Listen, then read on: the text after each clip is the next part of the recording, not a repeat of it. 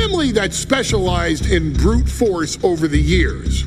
Perhaps no one better personified this than Rodney Anoa'i, nephew to the Wild Samoans, better known to the WWE Universe as the mighty Yokozuna. The family's first world heavyweight champion, Yokozuna arrived to WWE in the fall of 1992. An imposing behemoth, to say the least, Yokozuna would make an immediate statement, winning the 1993 Royal Rumble just a few months after his debut. This victory would grant him a WWE Championship match at WrestleMania 9, where he took on Bret the Hitman Hart. This meteoric rise to the top was only a hint of the dominance Yokozuna would have on WWE for the next year. 2 WWE championships, a WWE Tag Team Championship, victory over the era's titans like Bret Hart, Undertaker, Lex Luger, and Hulk Hogan. Yokozuna is my middle name. I'm named after my uncle. I carry it with so much pride and weight on my shoulders just because of what he's done for this business and who he is as a person too. It's a cool middle name to have, man. I represent it with the pride, man, that I have. Hopefully, man, I'm making him proud by doing that. The manner in which Yokozuna melded incredible size with unspeakable agility shocked the WWE Universe, who to that point were used to their monsters hitting hard but moving slow. Yokozuna broke the mold, punishing opponents with super kicks, uranagis, leg drops, and of course, his devastating banzai drop. A maneuver so effective that once it had connected, nobody kicked out of it. Nobody. Rodney was a very unique talent. I think the way he was able to handle all the pressure, it was kind of parallel to how he was in the ring. For someone to be so big and to be so nimble, you just don't see that very often. Rodney was one of those first solo guys, singles competitor guys that was able to go out there and really just make waves, make a big splash. I mean, pun intended, I guess. That fool jumped in the pool, he'd knock out all the water, and that's the way it felt sometimes. He would go into those arenas and just suck in all the energy and be able to give it back. So when I look at Rodney, I see someone very similar to me, someone who understands the very, very top of the game, the top position, and everything that goes along with it. In a career filled with so many highlight reel moments, perhaps nothing stands out more than when Yokozuna faced and defeated the so-called immortal Hulk Hogan at the first King of the Ring event in 1993. Looking to humiliate Hogan after the Hulkster stole Yokozuna's WWE Championship only 2 minutes after Yokozuna defeated Bret Hart for the title months earlier at WrestleMania 9, Yokozuna entered the ring totally focused on the task at hand. And on that night, he not only got revenge, but his victory would send Hogan packing from WWE for nearly 9 years. Hulk Hogan is finished. Many felt that Yokozuna had indeed killed Hulkamania. Now, you get to possess the power of the mighty Yokozuna and deal out punishment to Hulk Hogan to walk out of the King of the Ring, a 2-time WWE champion. Showcase the ability and the agility that made Yokozuna a Hall of Fame performer and take Hulkamania down. Banzai.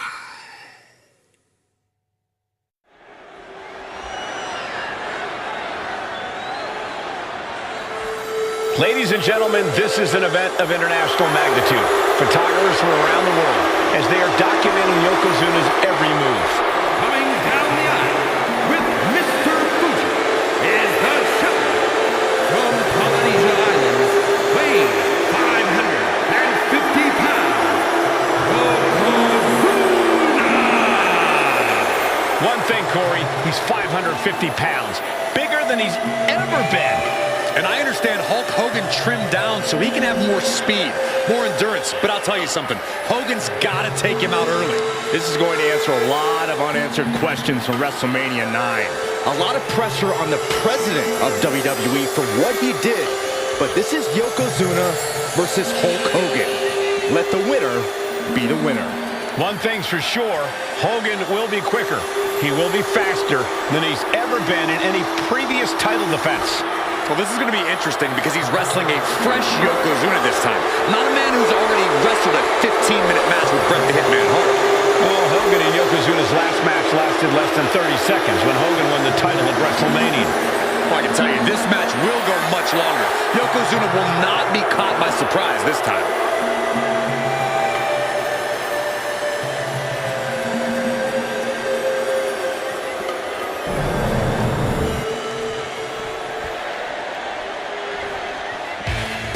Listen to this. What a phenomenal ovation for the WWE Champion. His opponent, coming down the aisle with his man, the mouth of the South, Jimmy Hart, from Venice Beach, California, weighing in 302 pounds, the WWE Champion, Hulk Hogan. You can feel this facility shake, literally moving. The Raptors shaking with the ovation of the WWE Champion Hulk Hogan. Hulk Hogan thrives on these people. He thrives on the Hulksters, the little Hulksters. This is what keeps this man going. Hulk Hogan's relying on the fans. He wants to hear them cheer. He wants to draw strength from them. But Yokozuna's focused. He has not taken his eyes off Hulk Hogan. He is ready, believe me. The Hulkster ready for war, and you can bet, ladies and gentlemen, it will be warfare here. Well, he's been saying for weeks that he is going to be the first man to slam Yokozuna. Oh, nobody slams Yokozuna. Well, we'll see. Hulk Hogan wanted to prove it was not a fluke that he beat Yokozuna. And now, we are going to find out if it was a fluke or not.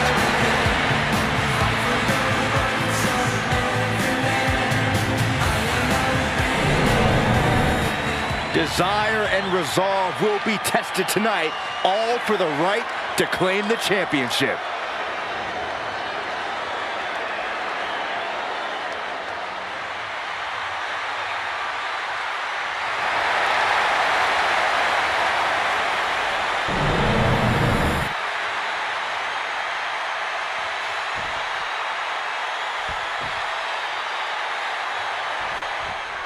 Michael Cole alongside Byron Saxton and Corey Graves, emanating from King of the Ring, 1993.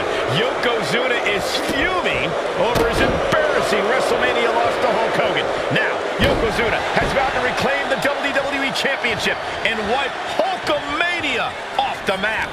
Indeed, the last time these two shared a ring, it was disastrous for Yokozuna. Mr. Fuji issued a challenge to Hogan on behalf of his client. And 22 seconds later, Hogan was the new WWE Champion. But that night was mired in controversy as Yokozuna had just been to battle with Bret Hart to win the title. This is going to answer a lot of questions from WrestleMania 9. This is Yokozuna versus Hulk Hogan, and we're going to find out who's the true champion.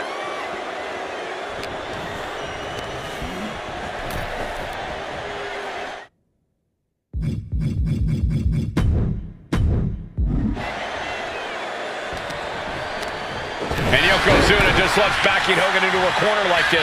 Relentless domination of the champion. And Mr. Fuji looking on with much approval. There's no mistaking what that sinister smile of his means. An elusive Yokozuna there. Some folks thought Bret Hart should have had this rematch against Hogan, but the president of WWE has made... Oh no, bear hug applied. This is not good for the Hulksters. Bear hug! Well-placed elbow will get you out of it. That might be enough. Yes, it is. Oh, jeez.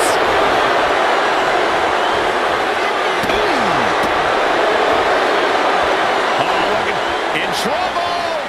Oh, using the cranium. Oh, ouch. Kick. Using the elbow as a weapon.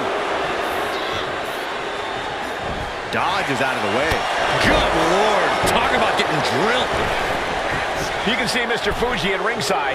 He's shown he will do anything to earn his client the win. Indeed he has, but he might actually rein things in tonight. We saw at WrestleMania that Fuji's interference earned... Oh no, getting in position. What's he planning to do here? Targeting this. Escape and a takedown. Oh my goodness, dribbling the opponent's head like a basketball. And that holds Hogan back. He wastes no time dodging the attack. What a counter by Hogan. Down on the face. Down to Opponent and a double axe handle smash. Can we talk about Yokozuna's meteoric rise in WWE? He's accomplished quite a lot in a short amount of time. Just look at the man's track record at major events. He made his premium event debut with a quick win at Survivor Series, won the Royal Rumble in dominant fashion, and then captured the WWE title in the main event of WrestleMania. But that momentum ground to a halt after Mr. Fuji's ill-timed challenge ended Yokozuna's title reign after mere minutes. Shoulders are down. Is this enough to retain? Strong kick out there. Showing his determination there with that kick out.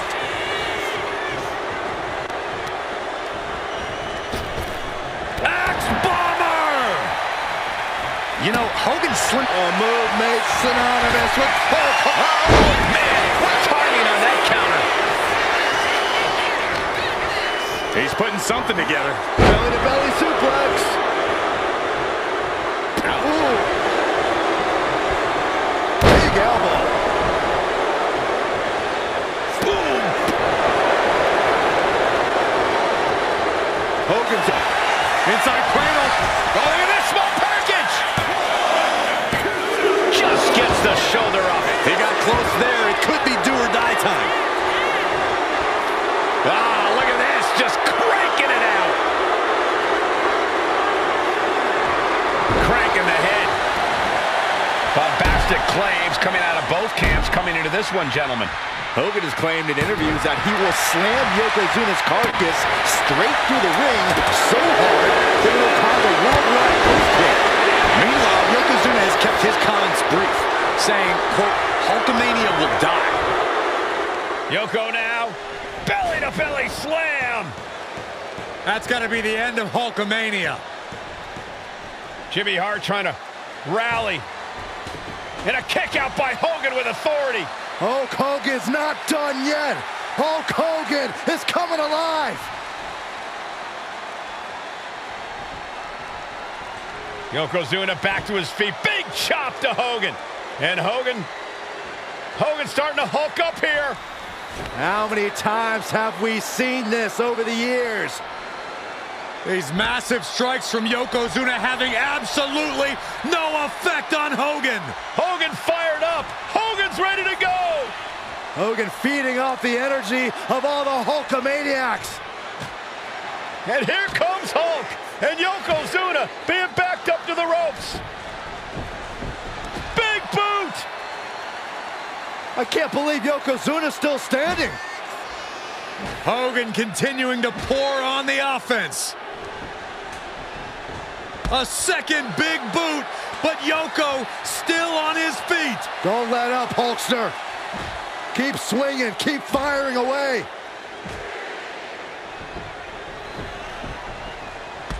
That boot, Yoko staggering, There stunning, we and he's go. down. Drop the leg, Hogan. Drop the leg. Hogan, leg drop. Here's the cover on Yoko. Who kicked out of the leg drop? What? Get Mr. Fuji out of there. Hogan feeding off the energy. Whoa, wait a minute. What is that photographer doing on the apron?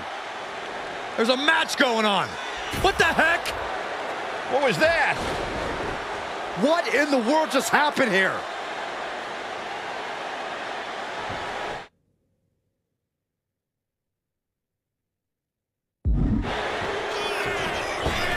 Oh, no. World's strongest splash. Yokozuna demonstrating his full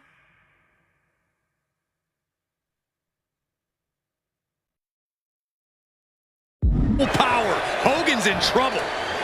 Yokozuna on the move. Devastating leg drop. Attacks like that are why Yokozuna Has the champ pinned. Is this it? How in the world did he kick out there? He just kicked out by a fraction of a second. Yoko says this one's over. Bullseye drop. The challenger comes up big. He's still in this fight. What a display of stamina. The champ showing they're truly worthy of this title. But things might only get harder from here. And Yokozuna is just stunned. How in the world can someone get a shoulder up when a 600-pound man is on top of you? Quite the battle brewing here between Hogan and Yokozuna. This is exactly what the crowd wanted to see back at WrestleMania. From the top. He landed right there. He puts him into the corner. Headbutt by the big man. This is not going to be pretty. Dragging his opponent to the corner. Taking his time. Up to the second rope. Bullseye drop. We like to see a new champion crown. 2. And Yokozuna is once again champion. I can't believe it. The winner of this fight, and new WWE champion, Yokozuna.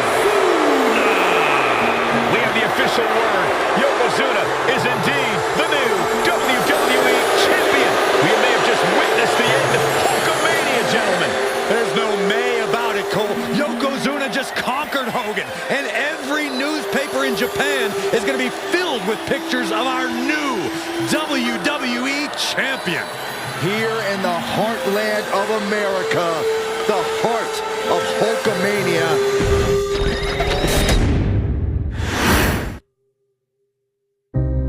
Our next chapter sees the showcase spotlight shine on an area in which the family built their legacy: tag team wrestling. Starting with the Wild Samoans, Afa and Sika, all the way through to more recent champions like the Usos or Tama Tonga and Tonga Loa. This dynasty has always excelled in tag team competition, consistently showing an ability to dominate the division with a wide variety of looks. And the first team that we will look at, accompanied to the ring by Afa himself. Fatu and Samu, the Head Shrinkers. They put the fear in people's hearts. That's what the head shrinkers did back in the day. Second to none in that ring. You know, hard-nosed, battle-tested. They went for it every single night. More astute fans may also know that early in their journeys, Samu and Fatu were managed by me, Paul Heyman, then known as Paul E. Dangerously. and the SST, the Samoan SWAT team. The Samoan SWAT team is here. Vengeance is mine. Already an imposing force that early on, their future greatness was obvious to so many industry experts.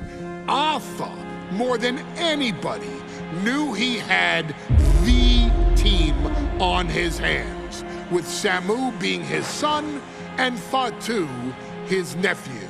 The tribal elder was able to mentor both, instilling in them the same unrelenting approach to competition that made the Wild Samoans world famous.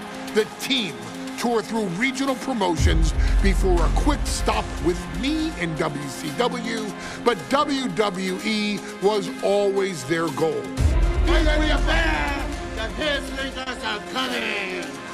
Upon arrival, it was clear that the dynasty's next generation had indeed arrived, immediately drawing comparisons to their world-renowned predecessors.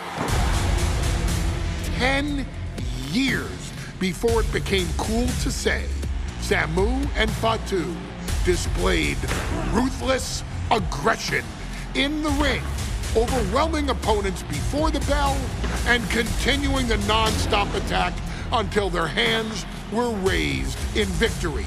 Deceptively agile for men of their size, they brutalized the opposition with devastating dives from the top rope.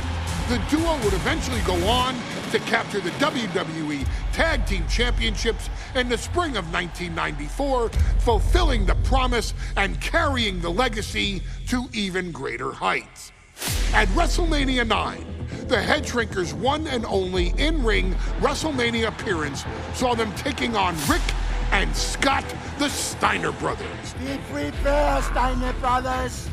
We're gonna give you a pain that you have never felt before. While I'm not one to make excuses, I am one to give opportunities to you, our expert gaming member of the WWE Universe. And so, today, you have the opportunity to make things right. WrestleMania 9, Las Vegas, Nevada. The Steiners performed at a near-perfect level that day, able to find every reversal and in the chaos emerge victorious.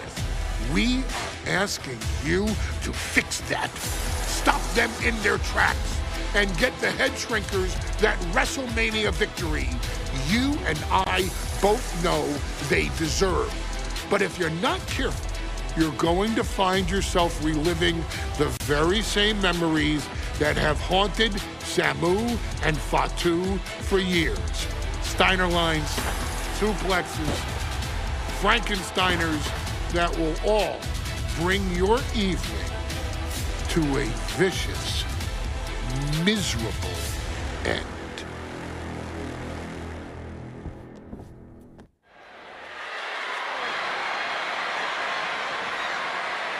One of the toughest teams in WWE history. Nearly 600 pounds of pure savagery. In a tag team match set for one fall. All the way to the ring, accompanied by Alpha at a combined weight of 565 pounds. Samu and Fatu, the Head Shrinkers. Fair warning, this one may not be too pretty, guys. You talk about rugged individuals. These are two tag teams that can really bring the fight to anyone that steps in their path. Yeah, there's about to be a seismic collision in the ring.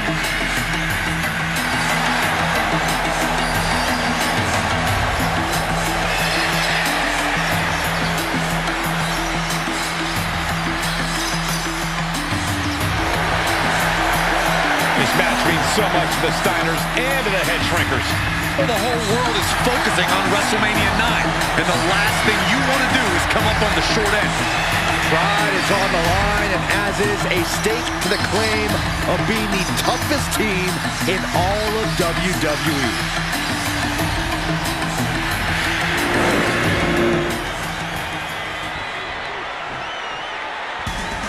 The Steiner brothers getting a tremendous ovation here in their first WrestleMania, and we'll see if they can carry on Michigan's winning ways. And their opponents at a combined weight of 531 pounds. Rick and Scott, the Steiner brothers. The Steiner brothers are one of the most promising tag teams we've ever seen in WWE. But Samu and Fatu are looking to stomp out any of that promise right here at WrestleMania. Let me warn the WWE Universe right now. This is going to be a brutal match. Just two heavy-hitting tag teams going at it. Physical, smash-mouth wrestling. And like Saxton said, it won't be pretty at all.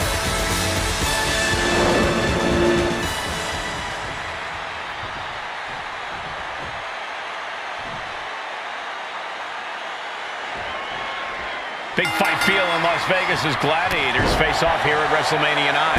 And we are watching four men who would have been right at home inside of a Roman Coliseum. The Head Shrinkers and the Steiners are ready for a true battle. Both teams are relatively new to WWE, but we've seen that each duo is not afraid to get physical.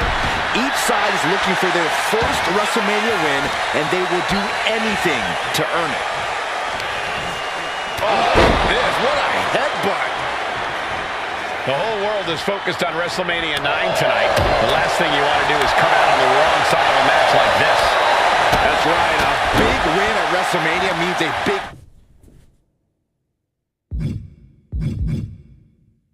boost in the tag division and a substantial winner's purse.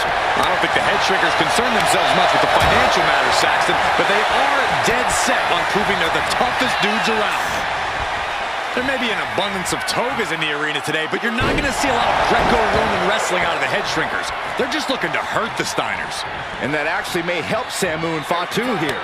The Steiner brothers have earned most of their wins by utilizing their amateur wrestling skill set. I can't imagine they'll get many grappling opportunities against dedicated brawlers like the head shrinkers.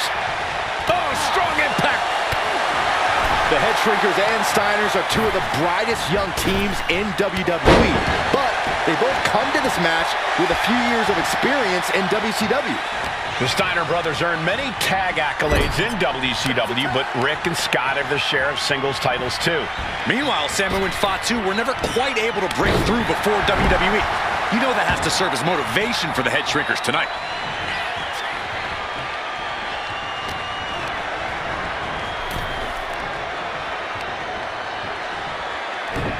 Got flipped upside down there. There's a lot of hard ways to land, but that might be the hardest. Placed him in the corner here. Bang! That clearly rocked Scott a bit. So ruthless. Samu and Fatu, already some success in the tag division tonight, could really be their coming out party. Well, they certainly have a tradition to uphold, Cole. The man in their corner, Alpha, has held the WWE tag titles on 3 occasions, and he's primed to bring the head shrinkers to the top as well. Double big back body drop. Putting up a united front as this match continues. Fatu prevents that from connecting. Oh my God. He's able to reverse it. Pulls their opponent in. Belly to belly.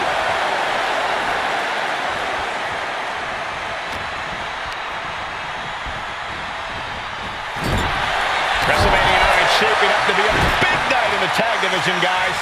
Indeed it is, Michael. Two great young teams competing now. And there goes Steiner sent outside the ring. Fatu like a one-man wrecking machine right now, cleaning house. Oh, look at this, the power by Scott Steiner. But the tag was made and Scott not aware. Big kick. Scott Steiner did not see the blind tag made by Samu. Oh, this is not looking good for Steiner. And this is what the head shrinkers do. Top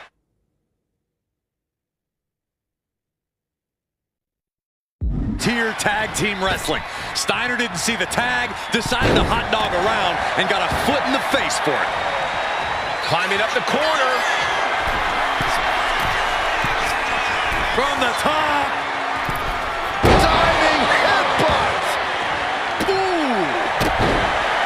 As we find ourselves surrounded by all this pageantry, do you think either of these teams is feeling the pressure of their first WrestleMania? I can tell you that Samu and Fatu truly did not care.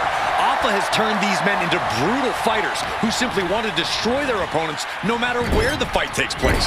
And as for the Steiners, we know they have big match experience, tons of amateur championship bouts in college, and some of WCW's biggest events. But even those can't hold a candle to the spectacle of WrestleMania. Into a powerbomb, wow, to the arm. Saw it coming and avoided it. Boom, running FTO plants him. Nicely done. Shoulder tackle. His body is showing the effects of this match. Yeah, holding strong for this long in a tag team match is commendable, but it might be time to tag out. Double big back body drop. Before this match began, you heard the Steiners speak backstage. Scott saying, quote, "Me and my brother are going to go out with a game plan." Taking flight. Nobody home. What an impact. Stiff headbutt. Ooh, sharp kick. He tags out. Ooh,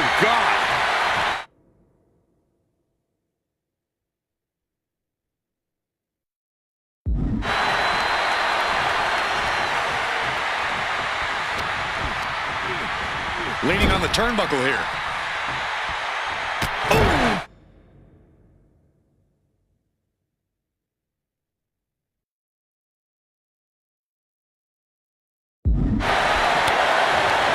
Tag made. And double headbutt. And he's being somewhat backed into a corner right now. Yeah, this tag team match has seen its fair share of tide changes, and it's not over yet. Oh, ouch! Nasty roundhouse kick.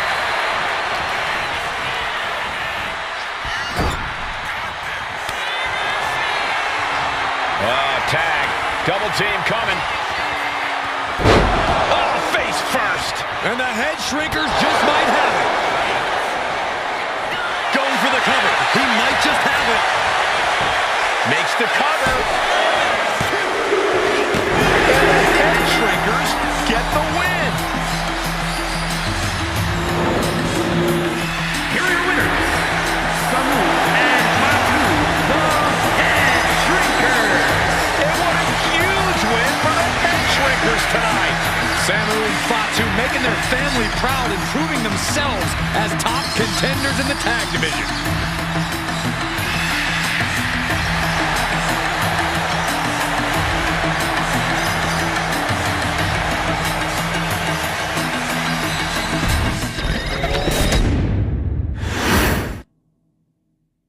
Hey, let's put this in the simplest of all terms. Dwayne "The Rock" Johnson is the biggest celebrity on the face of the planet today. Now, whether he's a blue chipper, the people's champion, or as we know him right now, the final boss, The Rock has always commanded all of the attention in the arena since the very first moment he made his WWE debut at the 1996 Survivor Series. Born into this business, The Rock would become WWE's first ever third-generation superstar, following in the footsteps of his father and grandfather.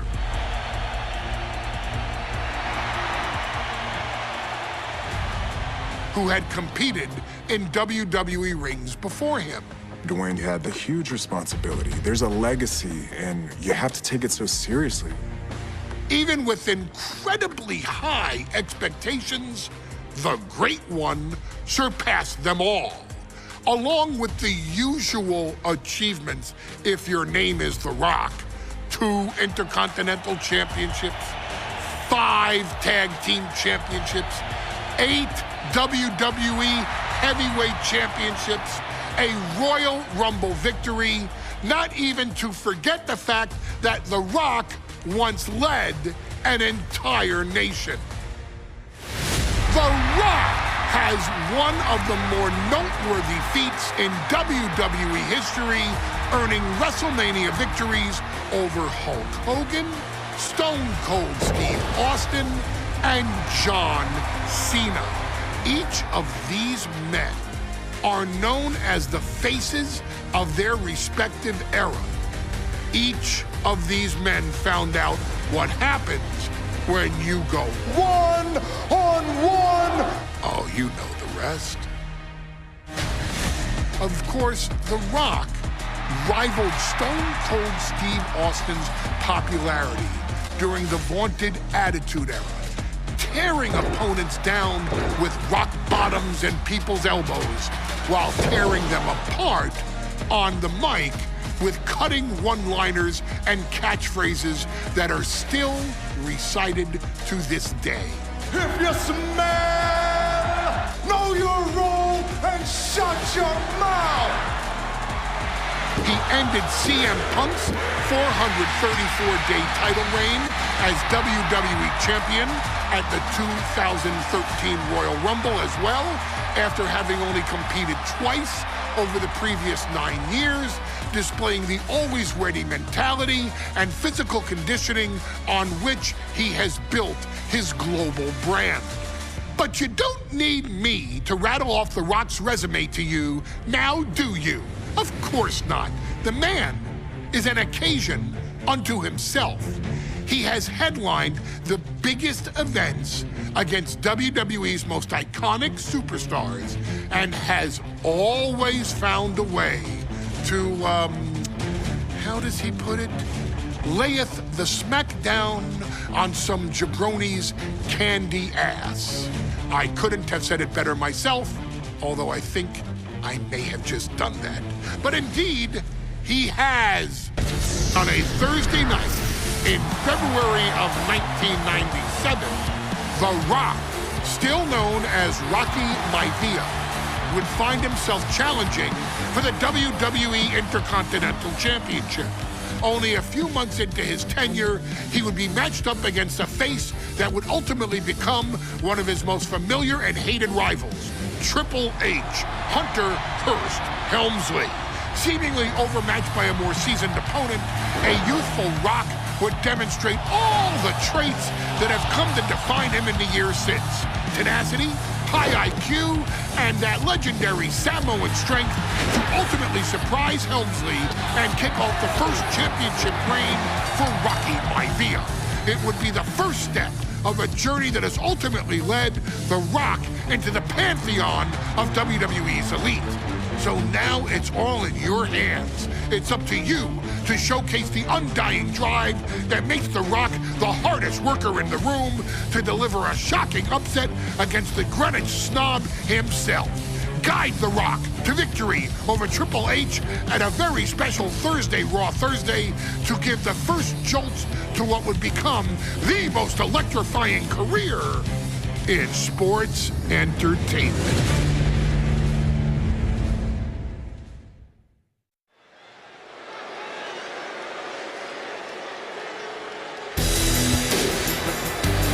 And here comes the #1 contender, at least for tonight, Rocky Maivia.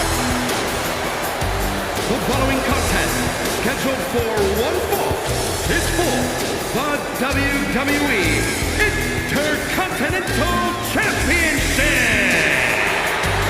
Making his way to the ring is the challenger from the South Pacific, weighing in at 275 pounds, Rocky Maivia. A blue-chip talent with a bright future.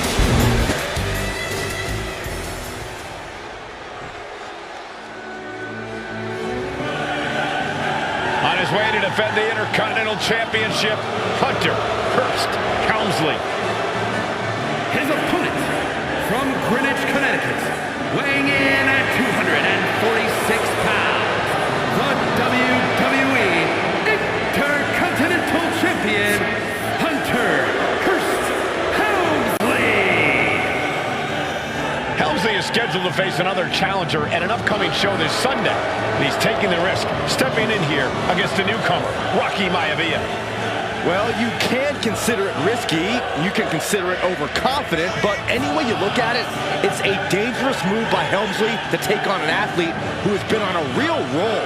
Rocky Maivia has been successful thus far in WWE, and Rocky is focused. Rocky is only thinking about tonight. Saxton, just curious, have you ever exercised your right to remain silent? I am tired of all this talk about Rocky Maivia. Yeah, he's been on a roll, but it could all come to a screeching halt tonight at the hands of Hunter Hearst Helmsley.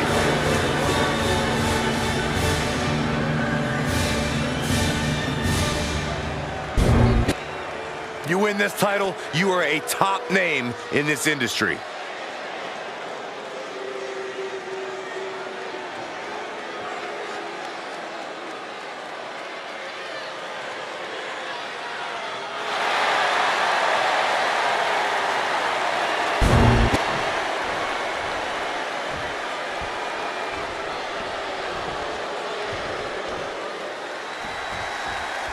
The Intercontinental Championship is on the line here between two superstars who don't have anything nice to say about one another. The challenger, Rocky Maivia, and our current champion, Hunter Hearst Helmsley. Well, Helmsley is our champion for a reason. He's a cut above. And look at this now. Bad intentions coming with this hold. Cinching up their opponent.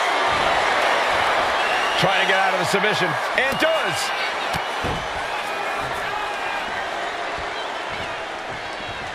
Maivia with a nice turnaround. Before this match, I was talking to Helmsley, and he said he can beat the snot out of this Maivia kid in less than... Lift off through the air and connects. You got to be a certain kind of crazy to even think about attempting that kind of offense, but I can't say it didn't pay off. Setting up for something here. Oh my goodness. Face first into the barricade. Oh, what a quick answer. Every counter being answered with another. And Rocky is delivering solid damage, but needs to remember to get Helmsley in the ring. The title can be won outside of the squared circle. What's it going to take for Hunter Hearst Helmsley to retain his Intercontinental title here? How can he get the better of Rocky Maivia? Well, the champ needs to put this young upstart Maivia in his place with unrelenting offense. No time for graceful bows and upper-class taunting. Just beat Rocky down. Intercontinental Championship at stake right here in Lowell, Massachusetts. We're expecting an emotional night for all of us, considering that Shawn Michaels will forfeit the WWE Championship live tonight. Yeah, I saw a very dejected HBK earlier today. I couldn't even get him to crack a smile at all. Well, that's just because no one's ever happy to see you, Saxton. Hunter on the receiving end. Drop kick. And give credit where it's due. Rocky Maivia is leaving nothing in the ring in pursuit of the Intercontinental Championship. Taking flight. Splash. Maivia took to the sky and executed that high risk perfectly. Hunter whipped into the corner. Nobody home. Rocky hit hard. And now Hunter looks to take over this match. Helmsley muscling Maivia up to the top turnbuckle in a big right hand. Helmsley with something big in mind here for his challenger tonight.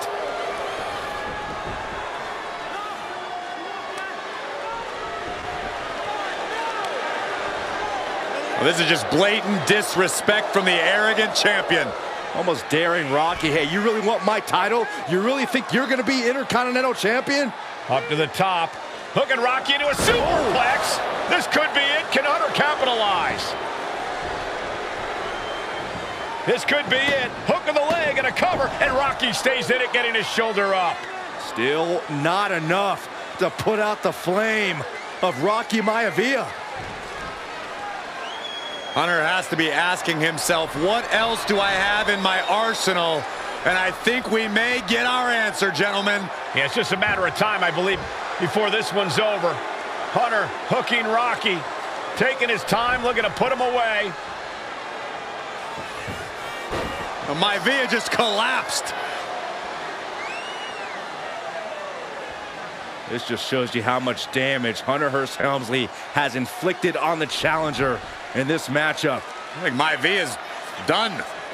Official might want to step in, call this one. The official checking on Rocky. Hunter Hearst Helmsley believes this is close to being over. Lifting him back up again. Rocky rolls through. Shoulders down. Rocky wins the title. Rocky Maivia has shot Hunter Hearst Helmsley. Here is your winner and the new Intercontinental Champion, Rocky Maivia. We have a new Intercontinental Champion.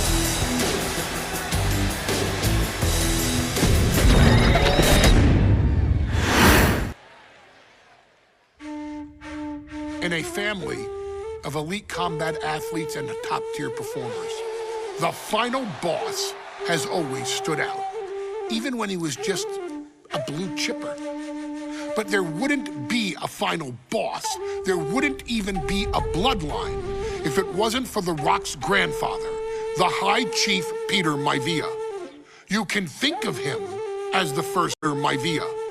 You can think of him as the first boss. Predecessor to the tribal chief. He is one of, if not the foundation for our family. The Anawa'i Fatu Maivia wrestling dynasty. I don't think there's anybody more responsible for what's going on now than the High Chief himself. Peter Maivia isn't simply one of the two principals behind the sacred blood bond. He's also an incredibly decorated professional wrestler who traveled the world and won titles everywhere he went. New Zealand, Japan, Europe, and here in the United States, where he enjoyed especially successful runs in Hawaii and California. Maivia would eventually find his way to WWE, engaging in legendary battles with the likes of superstar Billy Graham. His larger-than-life personality would win the WWE Universe over in short order, as it had throughout his entire career. In the ring, High Chief Peter Maivia was a potent blend of brawn and grappling technique, often muscling his opponents down to the mat through a variety of joint locks and then switching to more painful holds once grounded. His sleeper hold and stump puller were both feared and renowned, and make no mistake about it, Maivia knew there was always more than one path to the ultimate victory.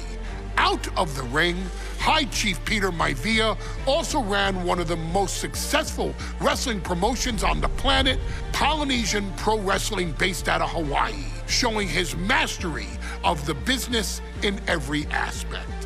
His induction into WWE's Hall of Fame class of 2008 was supremely deserved, forever enshrining Peter Maivia as the legend he always was.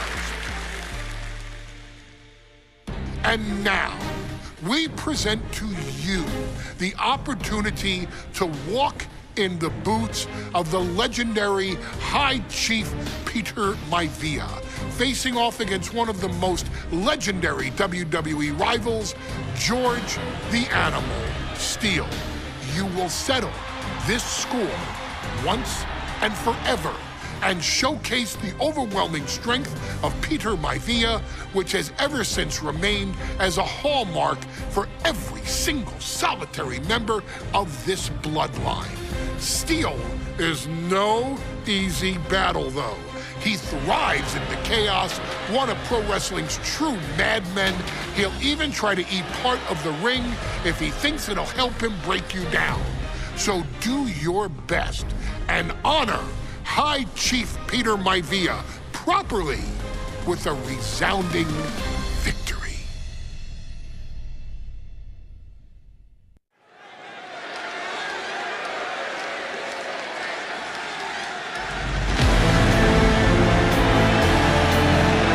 Uh-oh, somebody call the local zoo. The following contest is scheduled for one fall and is a steel cage match. Introducing first, from Detroit, Michigan, weighing in at 275 pounds, George the Animal Steele. I'm not even sure the cage can contain this man.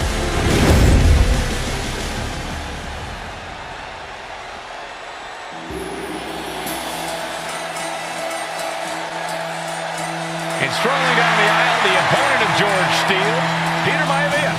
Always a chaotic matchup. His opponent from the Isle of Samoa, weighing in at 275 pounds, High Chief Peter Maivia. Steele had better keep an eye on Maivia, because Maivia is a true brawler. Few men can handle the chaos of the animal inside a steel cage, but I believe the High Chief is ready.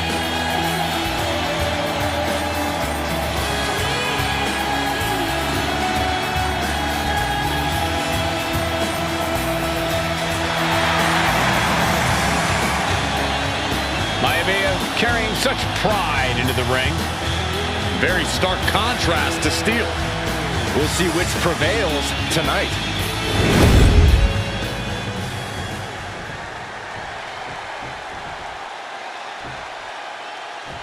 High Chief Peter Maivia taking on George the Animal Steele in a steel cage match. Quite a heated history between these two guys. Yeah, Michael, and I think it's because Maivia is one of the few superstars brave enough to take on the animal. Most of their contests have ended in countouts or disqualifications. Thanks to the cage, we'll get a decisive victory in this one? Well, that really depends on if a cage can even contain them. Peter might be very tough, but he also has movie star good looks. Quite the combo. And it served him well, Michael. In fact, the High Chief has major acting and stunt work credits to his name. And who knows, maybe we'll see the Maivia name on Hollywood billboards again sometime. Well, before any of that happens, the High Chief needs to survive this war against the animal. Trying to make their way out of the cage. Nasty impact!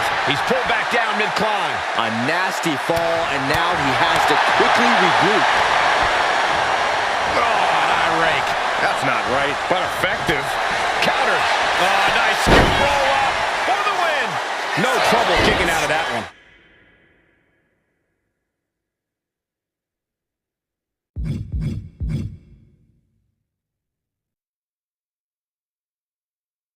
He just powered out there, Cole.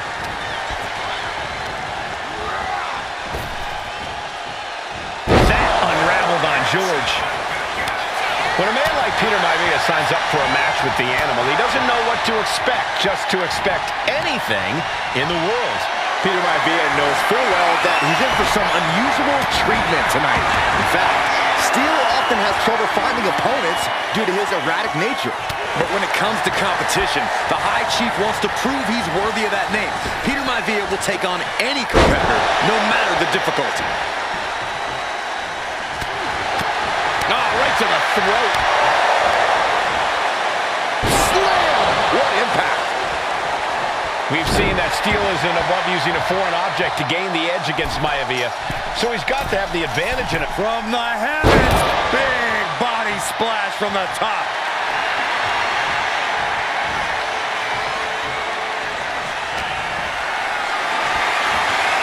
Not a good spot to be in. Running power slam!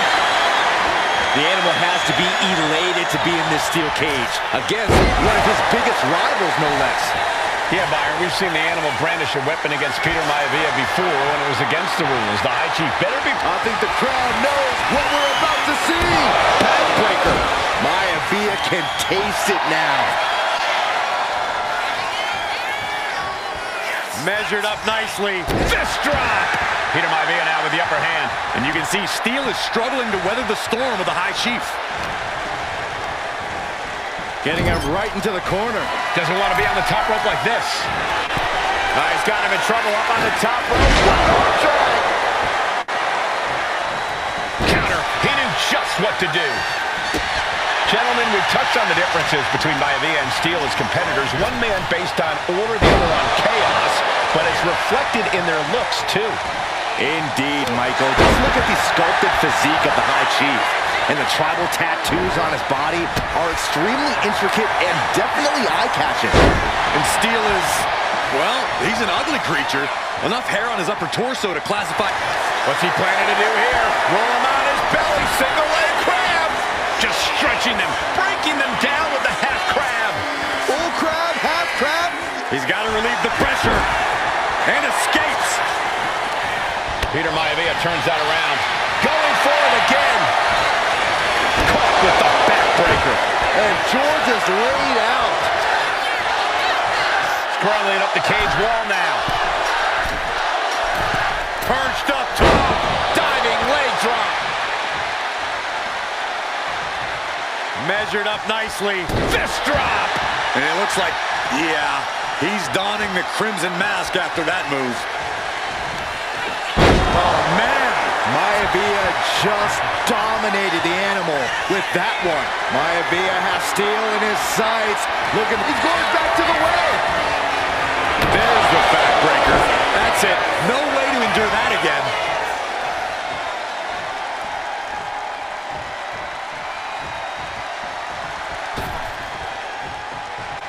And he has started to ascend the cage wall now. Taking it nice and steady, trying to make it to the top. Gonna scale the cage wall now. And now from way up. This won't end well. Ooh. Oh, man. Into the pin. Could be over for Maivia. Still in it with a quick kick out. How did he do that?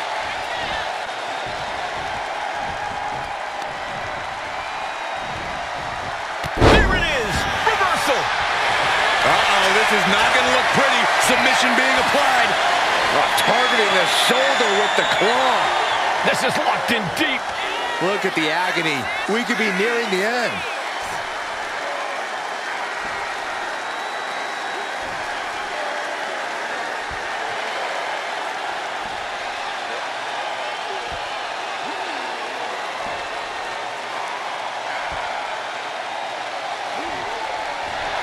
Escape and a takedown.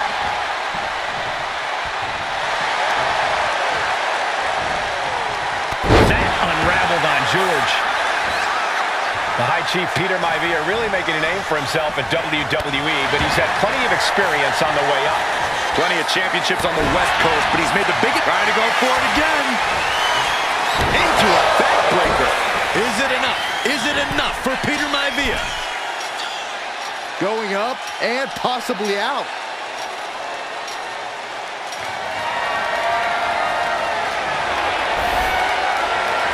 At the top of the cage now, taking it all in. And all he has to do is finish getting over the top of the cage, and he's home free.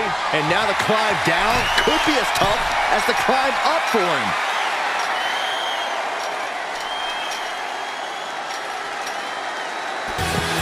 And the High Chief defeats the Animal. Here is your winner, High Chief Peter Maivia. Anytime these two have faced off, it's been eye for an eye. But the steel cage has finally delivered a decisive victory for the High Chief, Peter Maivia.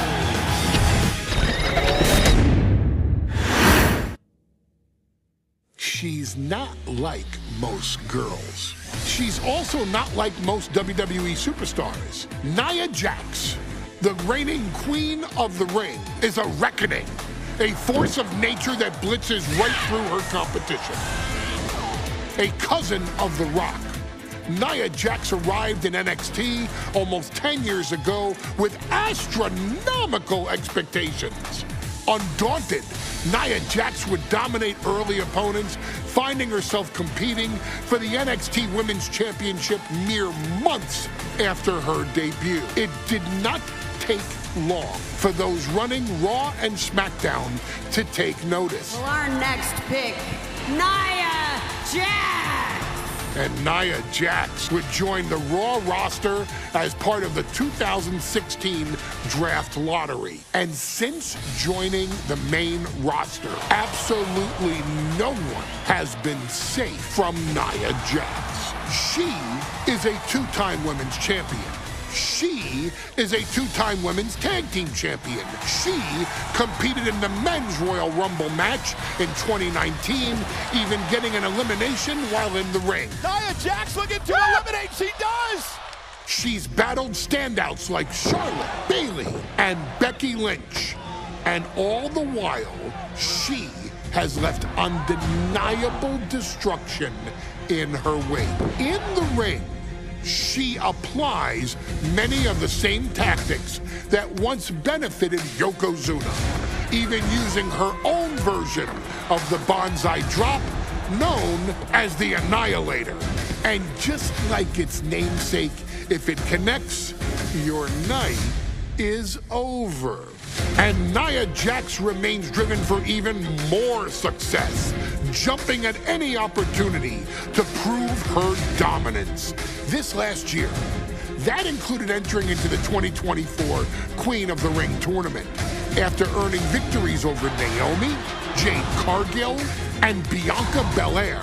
Nia Jax would fight her way into the finals, taking on former NXT Women's Champion Lyra Valkyria. Valkyria built a lot of momentum, defeating Dakota Kai, Zoe Stark, and Io Sky to punch her ticket into the final at the Queen and King of the Ring.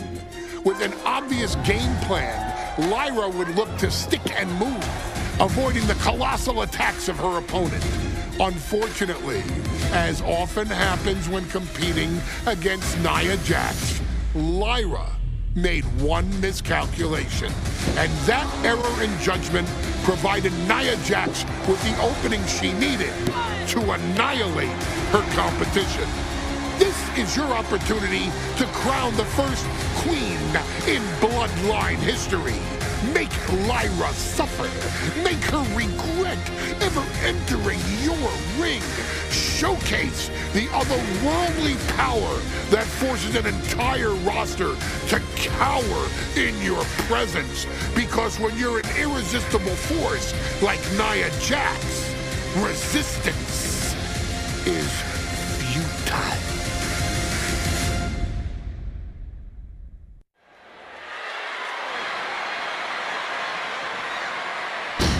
And now a dark horse will face an unforgiving titan in hopes to don the crown. Lyra Valkyria versus Nia Jax in the Queen of the Ring Fires. Is the final match in the Queen of the Ring Tournament. Introducing first, from San Diego, California, Nia Jax. I cannot wait to witness what unfolds here. The irresistible force has been on a tear recently. And Nia believes the crown already belongs to her. Will Jax's menacing presence and sheer power be too much for Valkyria to overcome? Or can Lyra write a happy ever after ending to her Cinderella story?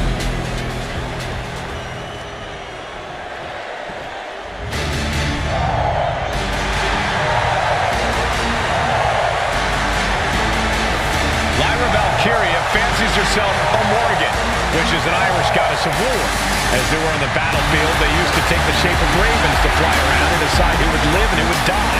That is what Lyra Valkyria is bringing to the ring here tonight.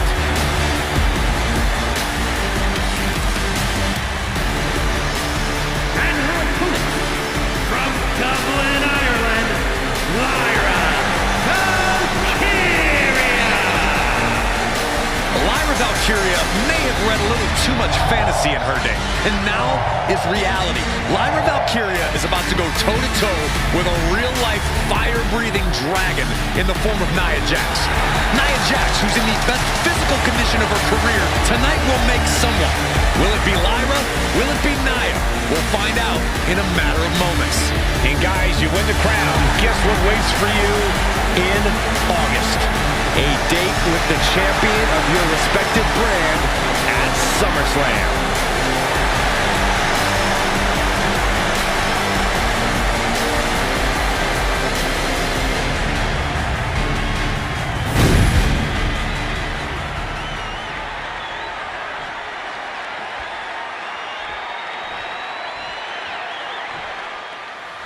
And there will be a coronation taking place tonight as Nia Jax and Lyra Valkyria face off in the finals of the 20. And Nia now misses wildly. Lyra goes up over the top. Nia's got it caught, though. Lyra trying to rely on her technique to bring down the irresistible force, but having no luck at the moment. I'm not sure this is going to work either. Jax just entirely too strong, but whoa! That was interesting. Oh, nice athleticism by Valkyria. Even Jax might be a little impressed. I wouldn't go that far, Saxton. Here comes Nia, just imposing her will on Lyra Valkyria. Again, Lyra showing how resourceful she is, applying the sleeper to Nia Jax. Lyra tried to hold on. And now Nia Jax in control, and she's going to look to put Lyra away. Nobody home! Set outside the ring, and Valkyria's got a chance. Huge window of opportunity. Right now for Lyra Valkyria to strike. Lyra may actually pull this off. Lyra may become queen. Lyra has the advantage. She has Nia reeling. But Lyra can't win Queen of the Ring with Jax on the outside. This match has to end in the ring. Anything can happen in WWE. It used to be a tagline, but it's the truth. And Lyra Valkyria is living it. Over the last 12 months, Lyra has already knocked off the likes of Becky Lynch and Io Sky, but she's never faced anyone the size of Jax. This is a first for her career. Elbow drop!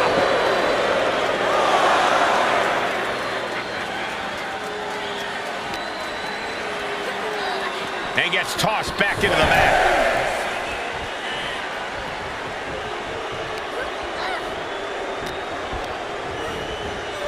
placed in the corner here. And she reversed it. Oh, man. Thrown with such force, the whole ring is rattling.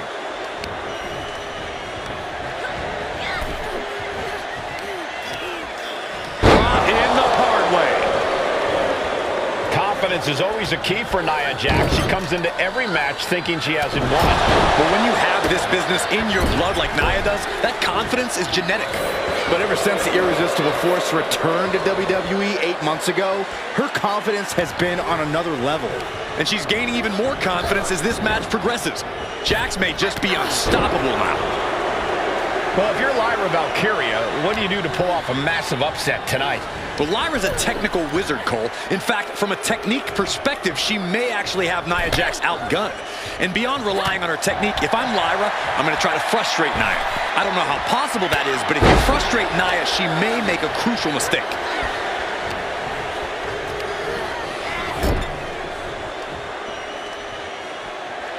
Bad sight here, dangling helpless in the corner. Valkyria retaliates. What a shot. This superstar making an incredible comeback. Tapping deep into the energy reserve, still in the fight. Bang! Crucial counter there.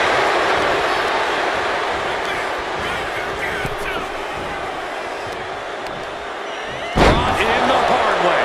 And at this point, Nia just punishing Lyra. This is exactly the pace the Irresistible Force likes. Elbow puts an end to that. A complete stalemate of reversals here. Neither one giving an inch. And she's set right into that corner. Feet tied up. Has to be feeling vulnerable here. Stuck in the tree of woe. They are doing whatever they please. Many in the WWE Universe getting their first look at Lyra Valkyria. She's only had 3 main roster matches so far, and they were all in this tournament. Big wins over Dakota Kai, Zoe Stark, and Io Sky over the last 3 weeks. That's an extremely impressive start for Lyra. Wow, undefeated for 3 weeks? When Nia Jax joined the main roster, she didn't lose a match for over 7 months. And Jax has stayed that dominant for years. Nia Jax, so powerful, so dominant. Nia Jax is doing whatever she wants. Each Samoan drop. Valkyria crushed in the corner by Jax. Squashing Lyra in the corner, and the beginning of the end may be near. And Nia now, with Lyra on her back, going to climb up to the second rope. This is a scary situation for Lyra. Oh, look at this. Maybe not. No way. There's no way. Oh, my. Oh, no. Good night, Annihilator. Here is your winner and the new Queen of the Ring, Nia Jax. What a victory to the brand new Queen of the Ring.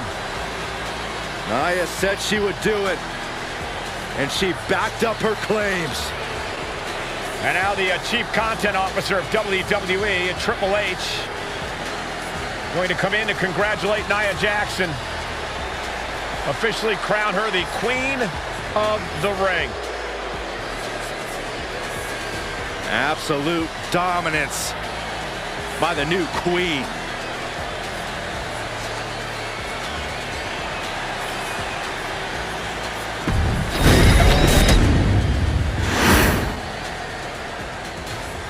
I'm sure you will agree with your wise man.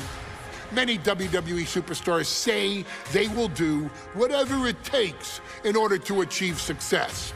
Quite often, it's a bunch of BS. But if you're lucky, you may run into someone who is willing to look out for the group. Someone willing to make sacrifices. And for this family, there was no one better than Rikishi.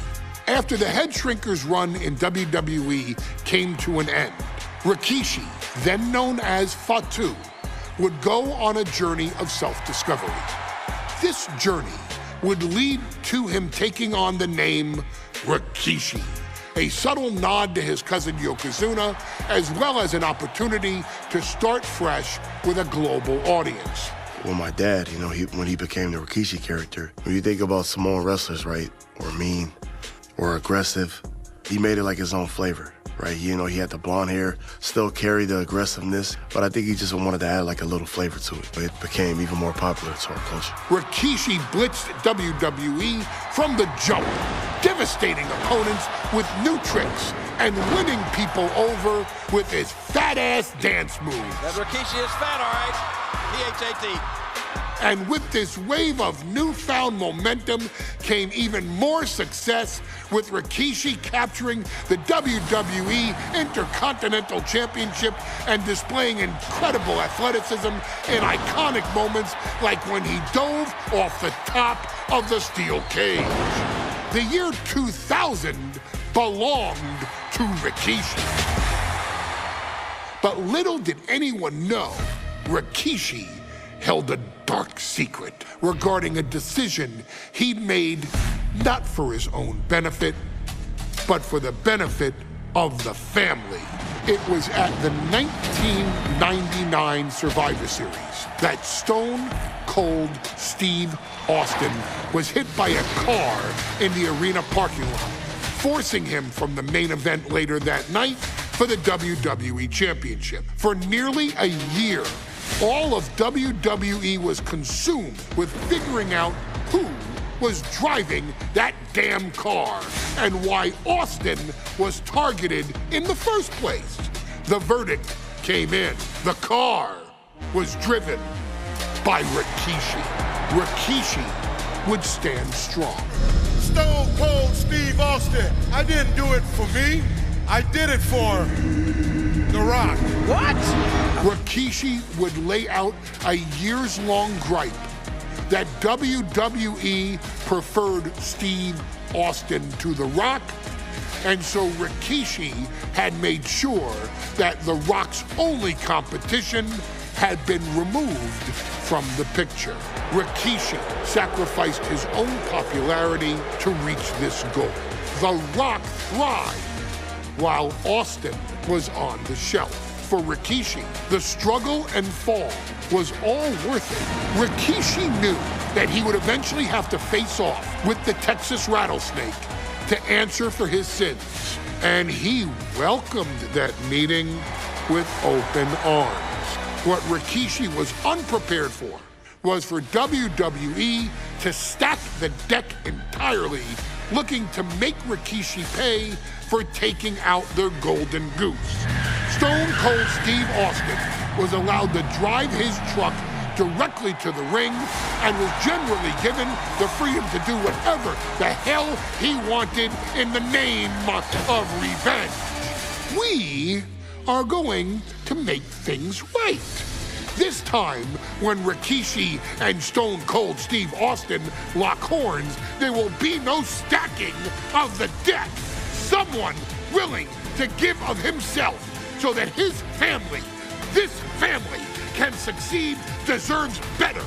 So get in there and showcase the never say die spirit that has led this family to victory time and time and time and time and time and time again.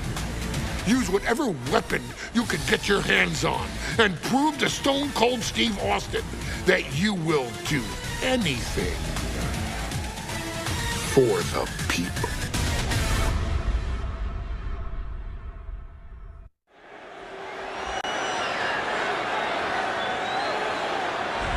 Is it legal to not show up? Rikishi has brutalized Austin lately. Austin will be here, Byron. I just refuse to think anything else. The following contest is scheduled for one fall and is a no-holds-barred match. Introducing first, from the Isle of Samoa, weighing in at 424 pounds, Rikishi!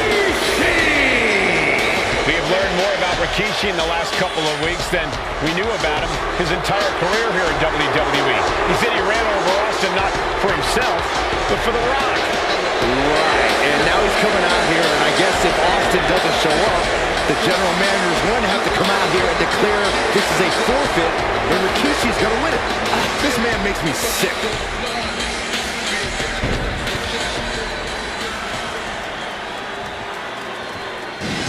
Is he here? Well, there's the Rattlesnakes music. He's here. Austin's here. Stone Cold Steve Austin came here with no fear, no hesitation, just revenge.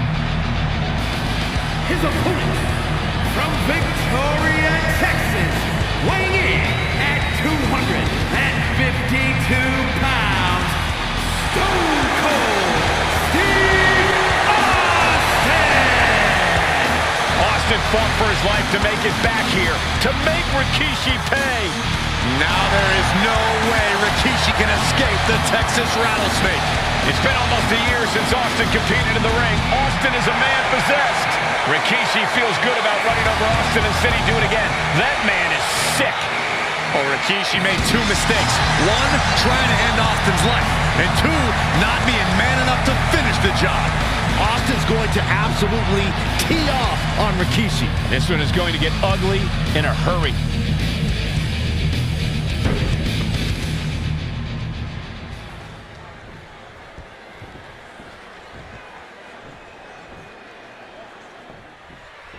It's a miracle Austin survived being run over by Rikishi.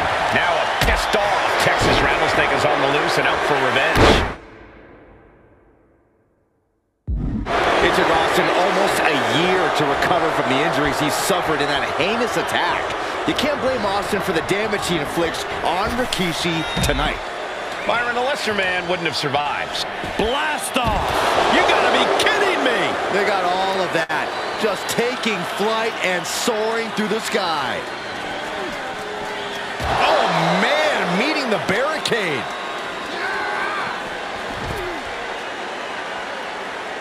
Back in the ring.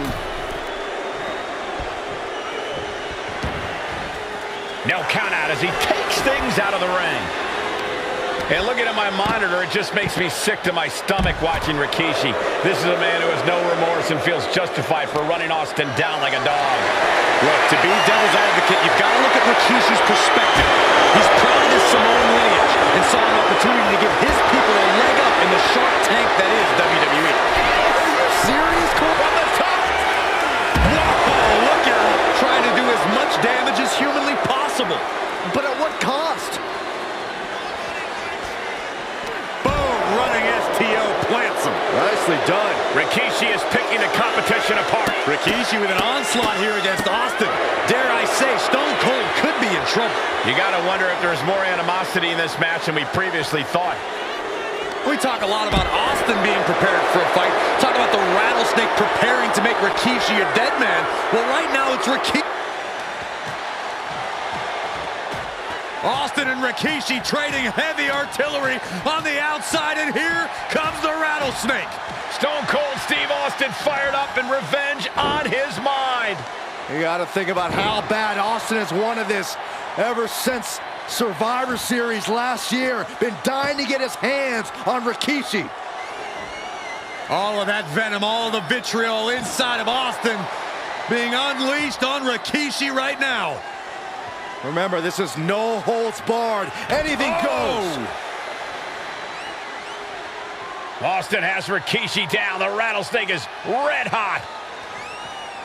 And do you hear this capacity crowd? They want more from Stone Cold. Albany wants to see Rikishi get beaten down like a pile of human filth. And we know how despicable Rikishi has been. But to throw vinegar on the Rattlesnake's nest, Rikishi goes and destroys Austin's truck with a sledgehammer. Well, hell hath no fury like a man who has his car tampered with. It's just extra motivation for every fist Austin lands in this fight. And he goes crashing to the outside. Looking to explore things ringside now. Oh, he fights Rikishi back.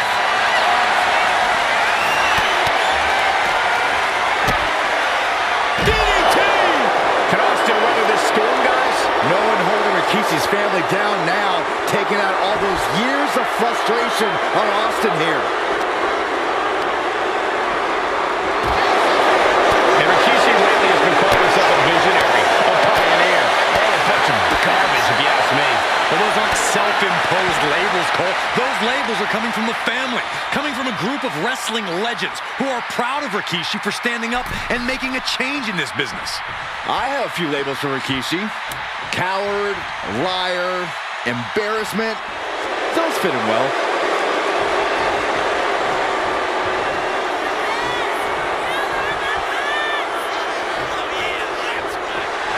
Austin getting in his opponent's face. I don't think the censors would like the venom that's coming out of the rattlesnake's mouth right now. He wants this fight on the outside. I don't know why there's a hockey stick under the ring, but I know they're going to use it. Hammered away with the right hand. Austin decompressing 10 months of frustration into the single most important ass whooping of his life. And now he's going to the top rope. From the top. Double axe handle. Cover, cover. This could be it. No, stops the count at 2. Now is not the time to wallow in disbelief. Pressure must be kept on. There's been a lot of vitriol coming from fans towards Rikishi these past few weeks, and this Albany crowd is continuing that pattern of disdain. You think Rikishi cares about the fans, though? No, not at all. He truly believes he's done something for his family, for his people. His family's respect is the only respect he's desperate for.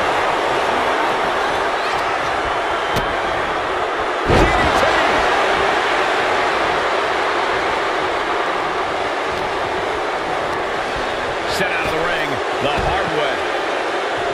Flying Through the air and connects. That was just incredible hang time. was willing to take the high risk to the outside, and it paid off big time. And retaliates with a counter. Scary mindset for the Rattlesnake. Austin has scattered pictures of Rikishi all over his home. Said that every time he looks at Rikishi, he's looking at a dead man. Yeah, Rikishi taking that as an empty threat, thinking that Austin isn't the man he claims to be. But trust me, when Stone Cold says he has you in his crosshairs, that's no empty threat.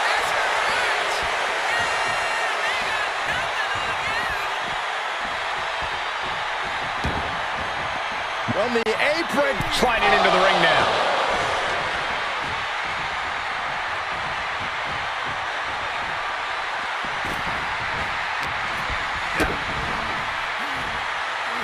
He counters with a great reversal.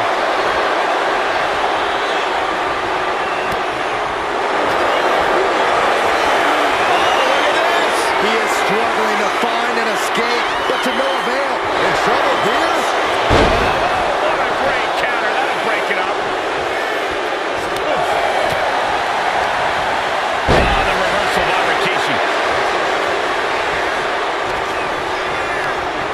Here's Austin set hard to the outside. Watching. Boom.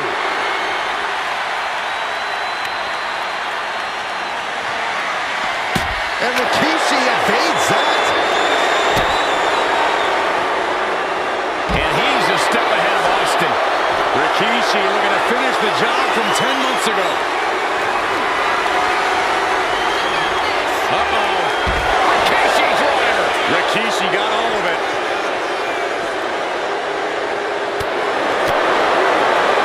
Rikishi finds his target with that one. What a punch. And clearly going after his core to slow him down. Rikishi's grabbing a hold. Ow! Now Rikishi has the firm upper hand. Yeah, Rikishi isn't giving any quarter.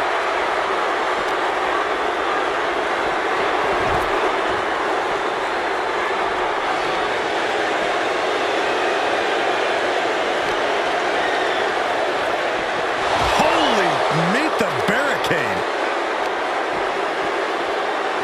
Oh!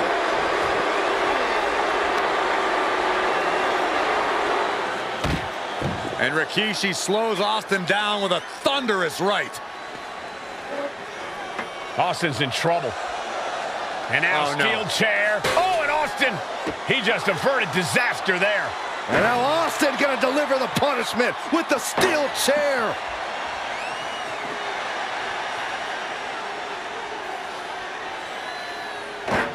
A relentless Texas rattlesnake beating the brakes off of Rikishi with a steel chair.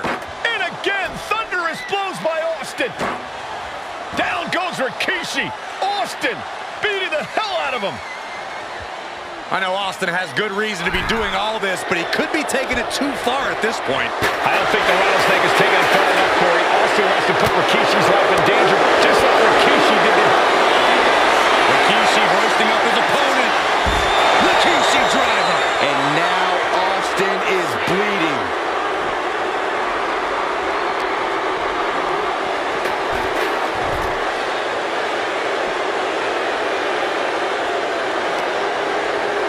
And he gets delivered back into the ring. Oh, what's coming here? Submission move being applied. There's no way in hell Stone Cold Steve Austin's gonna tap out. I'm not sure. A single leg camel clutch and a great counter.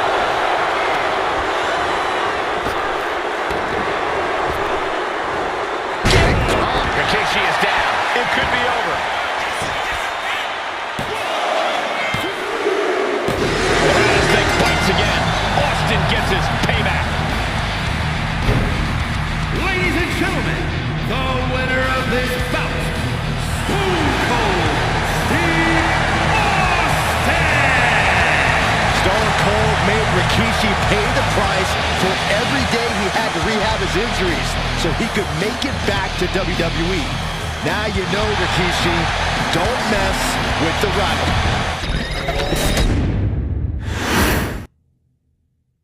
His arrival signaled impending doom. His very presence was enough to intimidate even the bravest WWE competitor. His name itself simply meant the end. And if you found yourself standing across the ring from Umaga, you were most certainly coming to the end of your own road.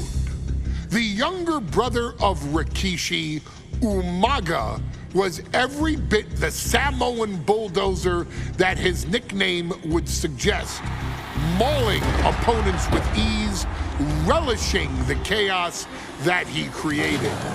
A menace to the entire roster, an unrepentant badass, Umaga tortured his prey with high-impact collisions before ultimately sealing their fate with his vaunted Samoan spike, a vicious move used today by Solo Sikoa.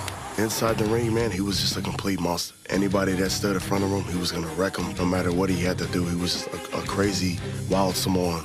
Outside of the ring, man, just a loving guy to be around. A fun uncle, always joking, always barbecuing at his house. I always looked up to him. He was just so cool.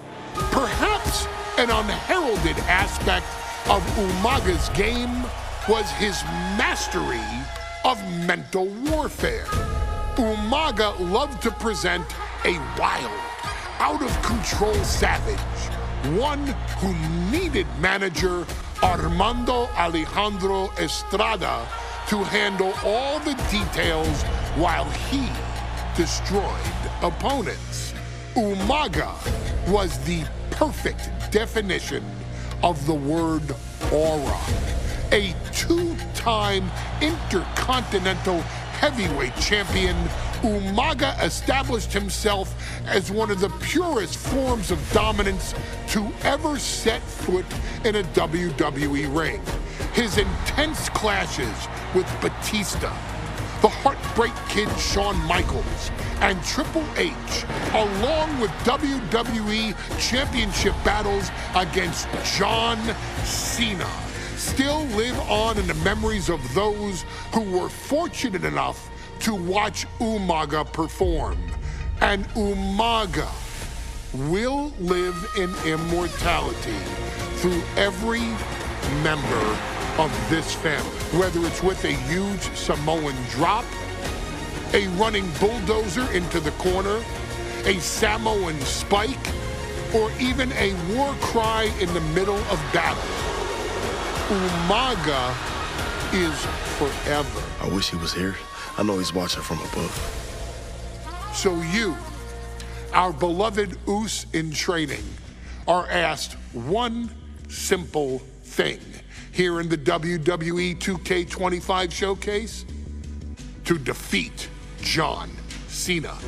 You've done that in this mode before, right? Simple. It was at New Year's Revolution in 2007 that Umaga and John Cena first collided for the WWE title. Umaga appeared to be too much for Cena in the minds of many pundits. Undefeated in WWE some 9 months after his debut, and things were going very well for Umaga. Until they weren't. Umaga would see his undefeated streak end by, of all things, a damn roll-up after rushing directly into the outstretched shoes of John Cena. 1 second of luck allowed John Cena to escape the inevitable, and now it's on you to fix it. Head into that ring. Showcase Umaga's cruel brutality and get Umaga the WWE Heavyweight Championship victory that he should have gotten in the first place. I assure you, my dear friend, Armando Alejandro Estrada will make sure nothing else goes wrong if you take care of business inside the ring.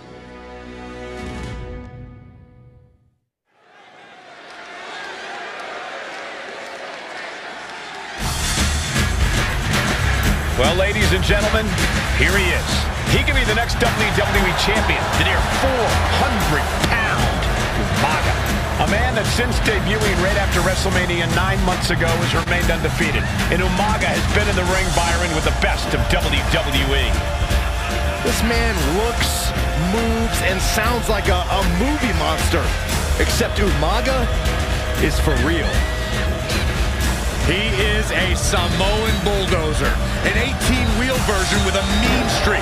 Big, athletic, strong, and probably going to outweigh John Cena by well over 100 pounds. Since 1963, the WWE title's only changed hands twice here in Kansas City. That's twice in the last 47 years. But Umaga is a scary human being. He can easily change that trend right here tonight.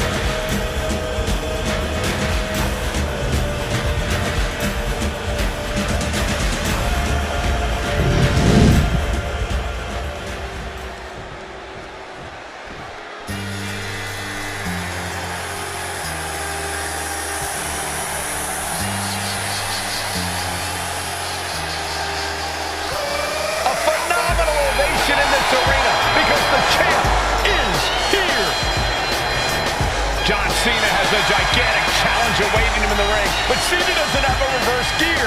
Absolutely not. The champ only goes one way, and that's straight at you.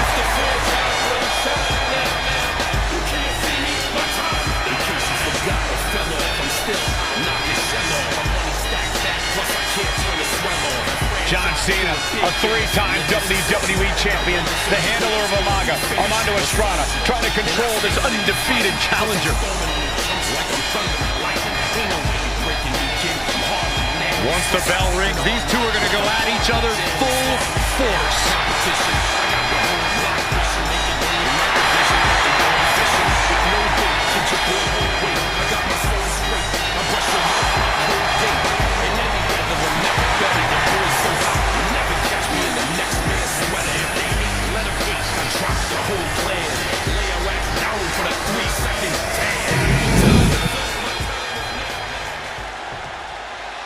The following contest is scheduled for one fall, and it is for the WWE Championship! Introducing first, the challenger from the Isle of Samoa, weighing in at 353 pounds, Umaga!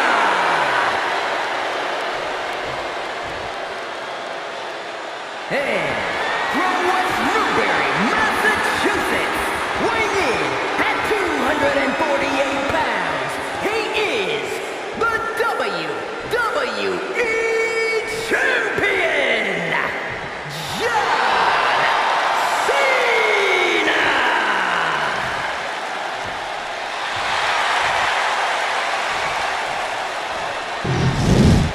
The champion thrives in these situations. Pride and heart will be tested.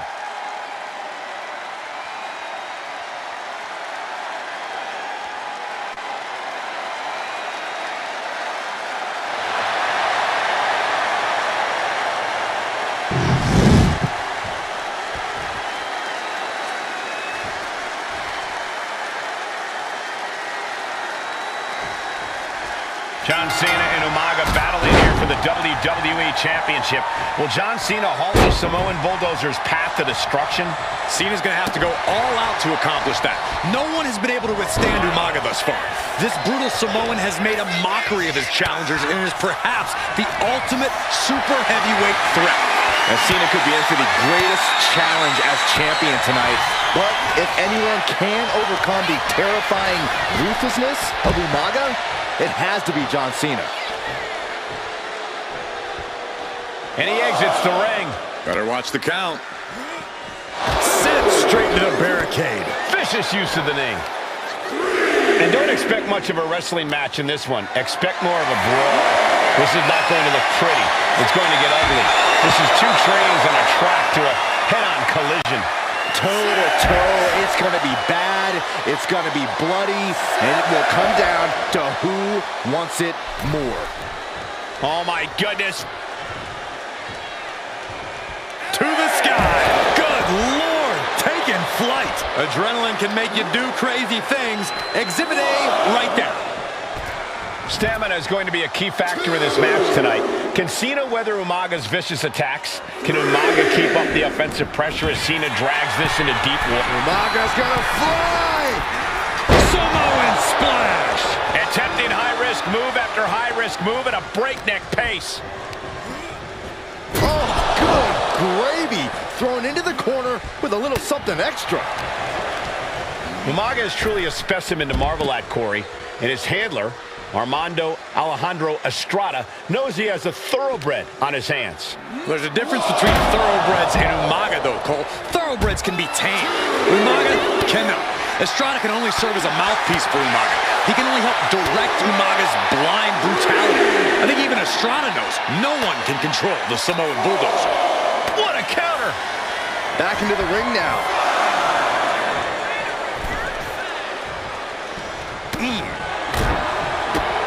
To the gut. Oh, brutal forearm. Oh, man, what a hit. Cena tonight attempting to do something no one else has been able to do. Be it HBK, Triple H, Kane, the list goes on and on. No one has been able to beat Umaga. Since debuting in last year's WrestleMania, he's never been pinned, never been submitted. Umaga is a man who's decimated every single thing in his path. It's not hyperbole to call him a dangerous and deadly savage. How's that for a surprise? What a show of power. Soaring! Down with the elbow. The pin for the championship. Denying a 2 count there. He's not letting fatigue set in or get the better of him.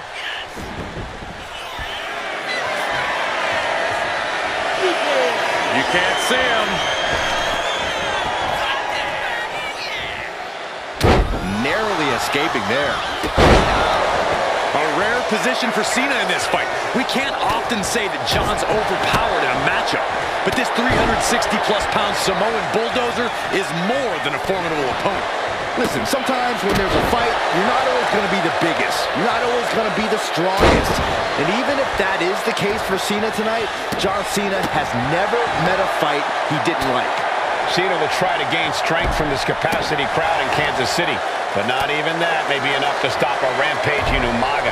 And with the attacks Umaga has been delivering, you have to think about internal injuries mounting on Cena now. And Umaga is in control. Umaga is simply overpowering John Cena right now. Not looking good. In this position, running power slam. And I could look at Umaga and he reminds me of Yokozuna, whose unmatched thickness and size is an orthodox offense. Look at Umaga's thighs, his calves. They give him a great power and a great base. It makes him almost impossible to knock off his feet. He's thick, he's strong, Here it comes! Samoan spike! And the champ recover from that. Clothesline! So effective. Cena has no control here. Cena has no response for Umaga's savage and brutal offense.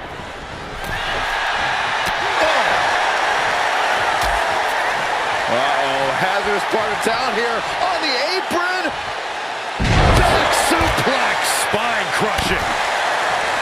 And Umaga, of course, coming from a very rich heritage. Some of the greatest athletes in any sport come from the Samoan heritage. Umaga's aggressiveness can be traced back to his bloodline. When you're fighting a Samoan, you are battling a tough, scary human being.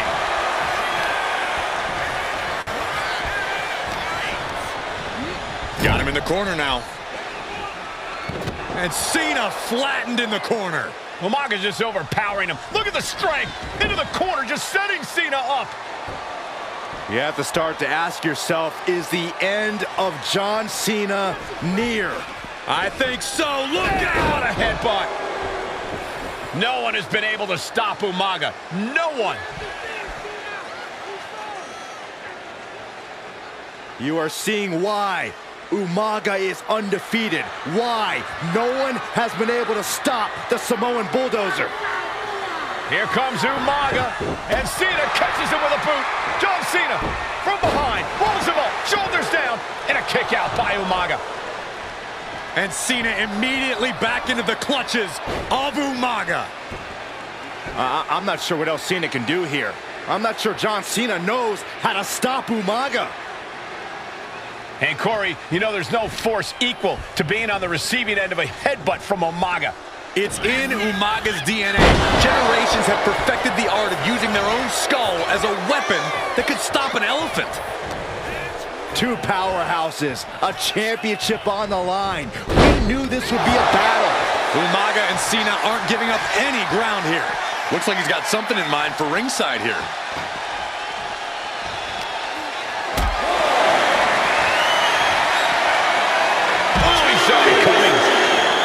Sometimes I look at Umaga and it just scares me.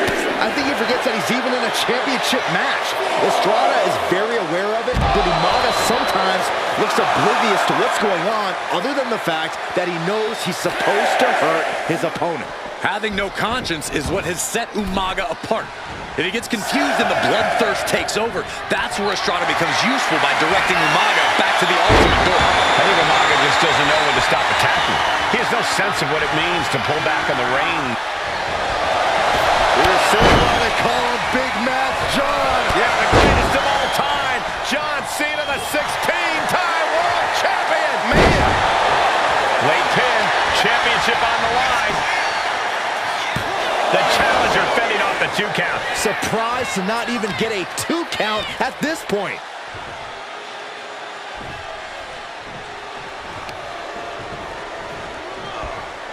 John Cena looking to end this. To an adjustment. And there it is. The title's not going anywhere tonight. You gotta be kidding me. What just happened? I don't know, but I think it just blew the roof off this arena. And Cena's shocked, but we know that kick out has only made him more determined. He averts the offense. Pulled in from belly to belly.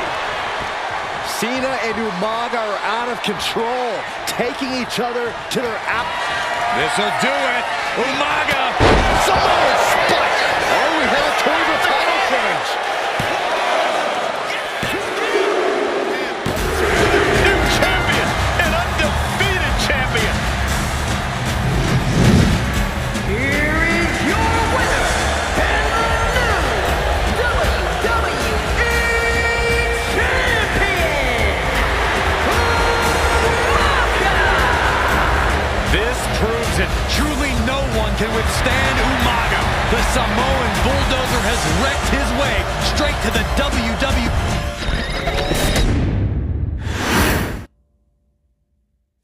Hey, in WWE, things move really fast. If you aren't present in the moment, it can feel like a year goes by in only 2 or 3 minutes. That's why you always have to make time to make sure that you check. Hold on. Did I just hear myself say 3 minutes? Stop. Can you believe I'm actually doing Eric Bischoff's shtick? In the early 2000s, few words sent a shudder through the roster like the words 3 minutes, summoning the fearsome duo of Rosie and Jamal, collectively known as the 3-minute warning.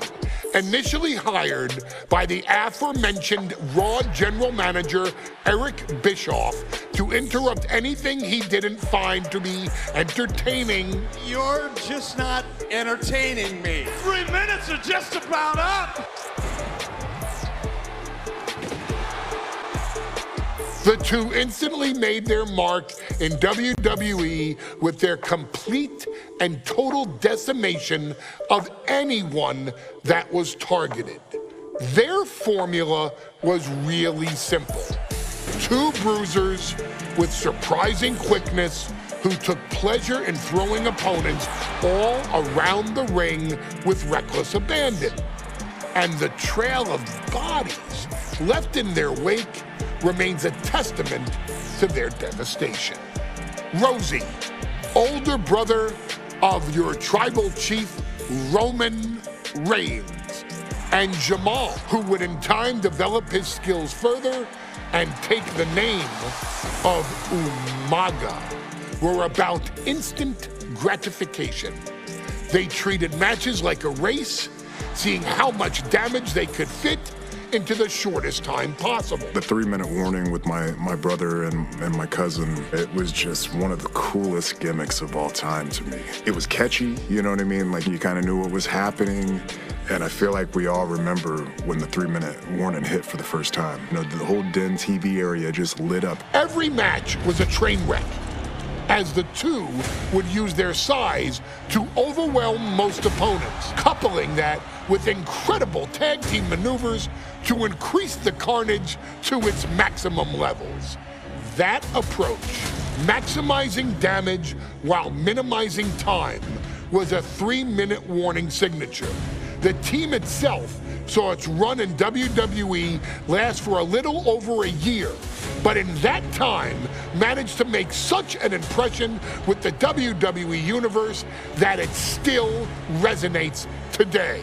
They are proof of the impact anyone can make if they capitalize on their opportunities, as 3-minute warning did every single time. It was a short-lived gimmick, but it was a really cool gimmick, and I just think it shows the versatility of, hey, if you need us to go out there and tell you a Broadway story, I'll cover 2 hours if you like.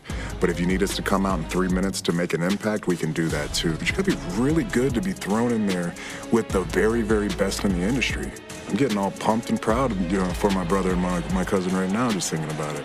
Here in the WWE 2K25 showcase, we have selected another team that embodies the same mindset in Akam and Razor the AOP.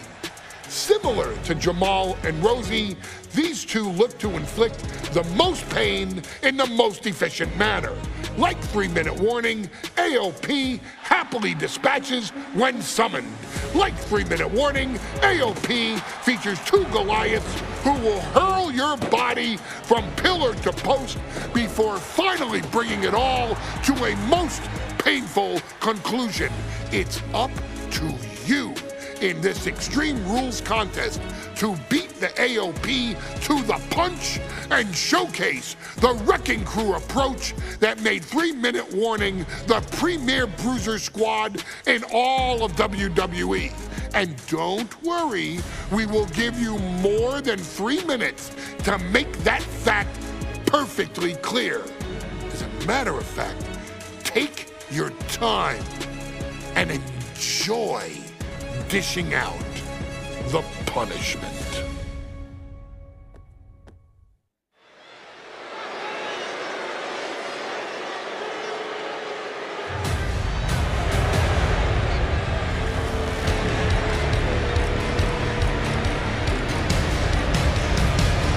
AOP is here, ready to wreak havoc. And they want to prove 3-minute warning has nothing on them. Two roughneck teams ready to use this Extreme Rules stipulation to the fullest.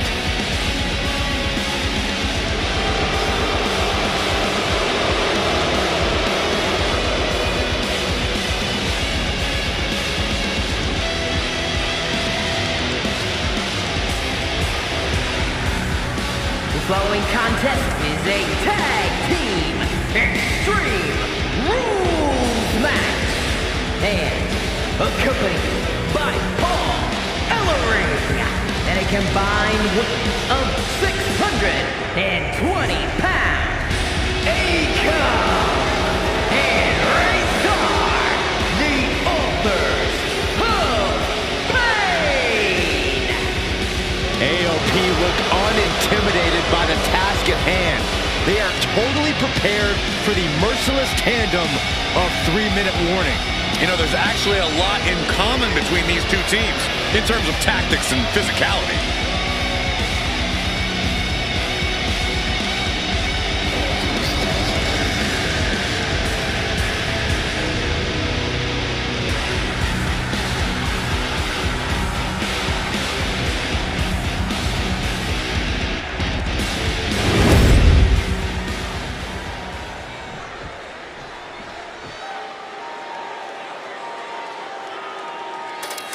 And guys, the authors of pain now have 3 minutes. Pain and a combined weight of 770 pounds. Rosie and Jamal. 3-minute warning. Authors of Pain versus 3-Minute Warning is a recipe for brutality and ruthless carnage. And that's in a regular match, Cole. This is Extreme Rules. These two hit squads are going to tear each other apart. 3-Minute Warning made a career out of demolishing anyone who got in their way. Why would AOP be any different? Because that's exactly what AOP does too. They play the same game as 3-Minute Warning. Here we go with AOP and 3-Minute Warning going head-to-head. This is an Extreme Rules match, and it's a good thing it is, because neither one of these teams likes to play by the rules or limit their aggressive tendencies. There is nothing on the minds of these men except dealing as much damage to one another as possible. Both 3-Minute Warning and the AOP excel at brutalizing their opponents and inflicting massive amounts of pain, but only one of them can be the best at it. We can safely predict that this is going to be an exceptionally gruesome and painful match to watch. Big clothesline! Watch for the hardcore style of 3-Minute Warning. Both of these men are from the hood, so to speak. Grew up in the streets, wanted to be tough. Rosie and Jamal have a rough tenacity. A duo that couldn't care less about headlocks. They're just all about beating the hell out of you. 3-Minute Warning's thug-like tactics need to be respected. Rosie and Jamal only care about one thing, and that's the winner's purse. AOP and 3-Minute Warning both love to bring the pain to their opponents, but I'm not sure AOP's ready for the pure chaos that is 3-Minute Warning. That ability to be totally unpredictable could play in 3-Minute Warning's favor. Interesting point, Corey. AOP likes to slowly grind their opponents into dust, but 3-Minute Warning are always looking for a quick, dominant win. Just look at the size of all these superstars. The ring had to be reinforced before this match. Over 1,300 combined pounds colliding. These men are so big a challenge to wrap your arms around them. It's really just best to find weapons and whack away. Yeah, and there's plenty of weapons to choose from tonight. Making his way to the top here. Just perched up top. A diving knee drop.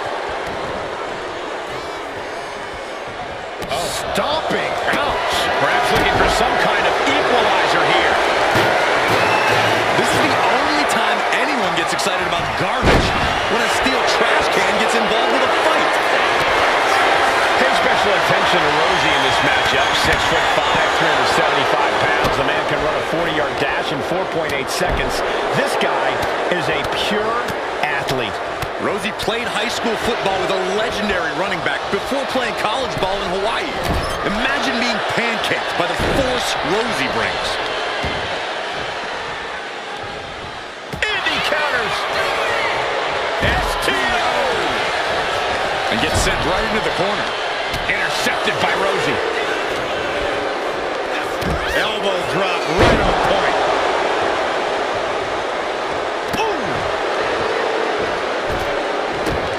Aggression, just pure brutality. Come on, easy.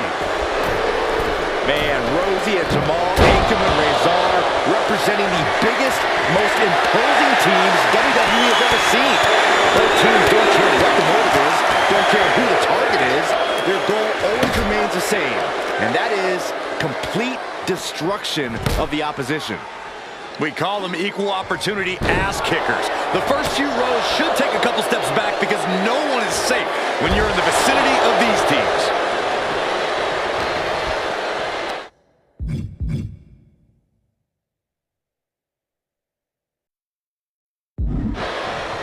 Pulled in for a belly to belly. Just refusing to give up. Continues fighting. Full control of their opponent, slamming their opponent right in front of the corner with more and more. As their opponent down, forget it. It quickly transitions. Gotta find a way out of the cable clutch now. Rosie and Jamal survive Extreme Rules.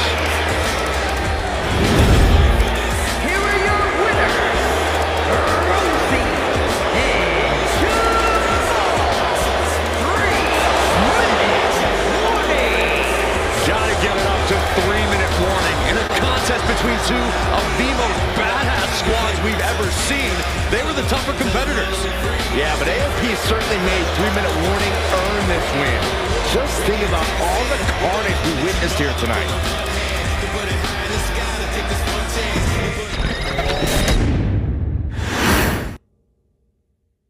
We've come to the part of the showcase where we get to talk about Tamina. Ever since walking in WWE, shoulder to shoulder with the Usos, Tamina's alliance with this dynasty has never been in question. I remember watching Monday Night Raw and I seen Tamina debut with my brothers. It was a pretty cool, dynamic, right? Two of my brothers and Tamina.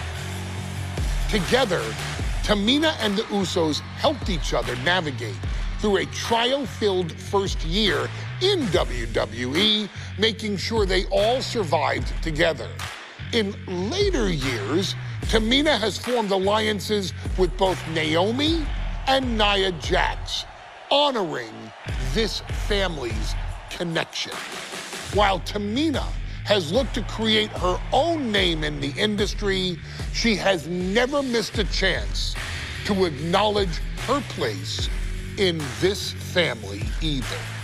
Trained by Afa and Sika, the wild Samoans, Tamina was instilled with the same instincts that have carried each member of this family to wrestling glory. Her in-ring approach is similar to many in the bloodline. Quick striking, high-impact attacks, and smothering holds. As capable with a super kick or a big splash as anyone else, Tamina has maintained a remarkable level of success in her WWE career.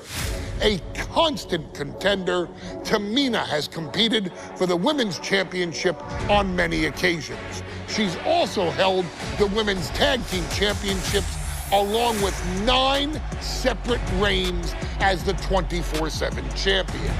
Tamina has proven capable in any environment against any opponent. Tamina is always the perfect test for a rising contender. Defeating Tamina proves that you're at the top of your game, and she will always expose those who aren't quite ready yet. Taking her lightly is the easiest way to book your visit to the local medical facility. Tamina has taken part in many memorable moments, but in the 2K25 showcase, we're going to give you the chance to make history.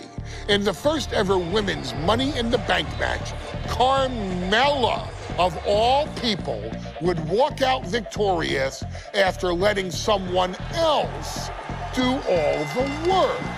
Tamina, Becky Lynch, Natalya, and Charlotte Flair were all robbed of a great opportunity that night by Carmella. So this is your chance to make it right. Showcase Tamina's grit and take out the other 4 ladies in this ladder match to become the first ever winner of the Women's Money in the Bank.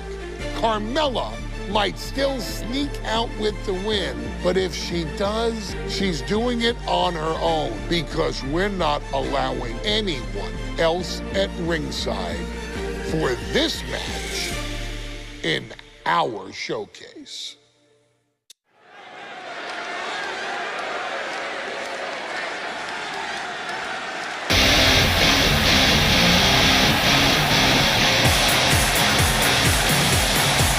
We are making history tonight here in St. Louis, the first ever Women's Money in the Bank ladder match. The following is the first ever Women's Money in the Bank ladder match. Introducing first, from the Queen City, Charlotte Flair. Charlotte Flair looking to become a Triple Crown champion. Every title, every opportunity she has put in front of herself, she has seized. This is a night where careers change forever. You're right, Cole. You can feel it. Legends are going to be made. Careers defined. Hearts broken. This is Money in the Bank.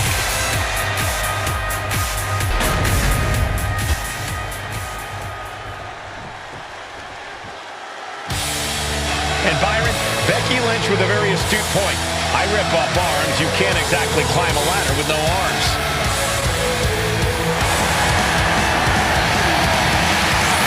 Next, from Dublin, Ireland, Becky Lynch.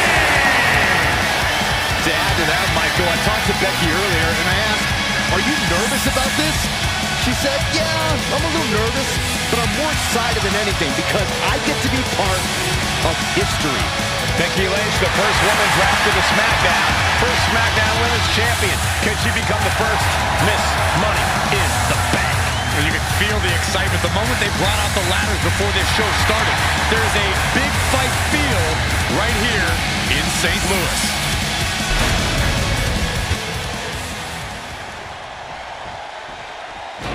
There's a big fight coming. Tamina, perhaps the most dominant superstar in this match. And I guarantee she is not fazed by taking on 4 different opponents in a ladder match. From the Pacific Islands, Tamina. This is a milestone moment that is being watched all over the world.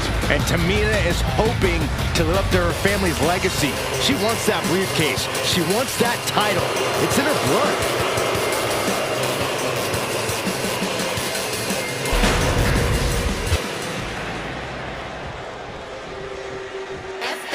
Mella is money, and she is as confident as ever.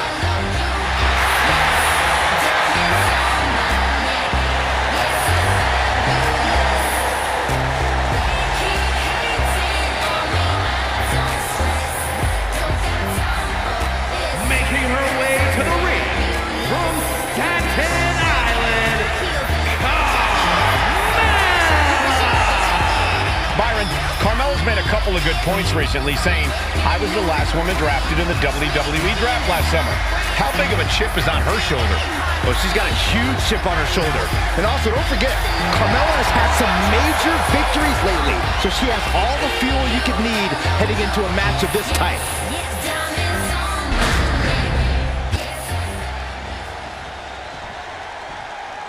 Natalya, another superstar who walks into this match thinking she has legacy on her side tonight.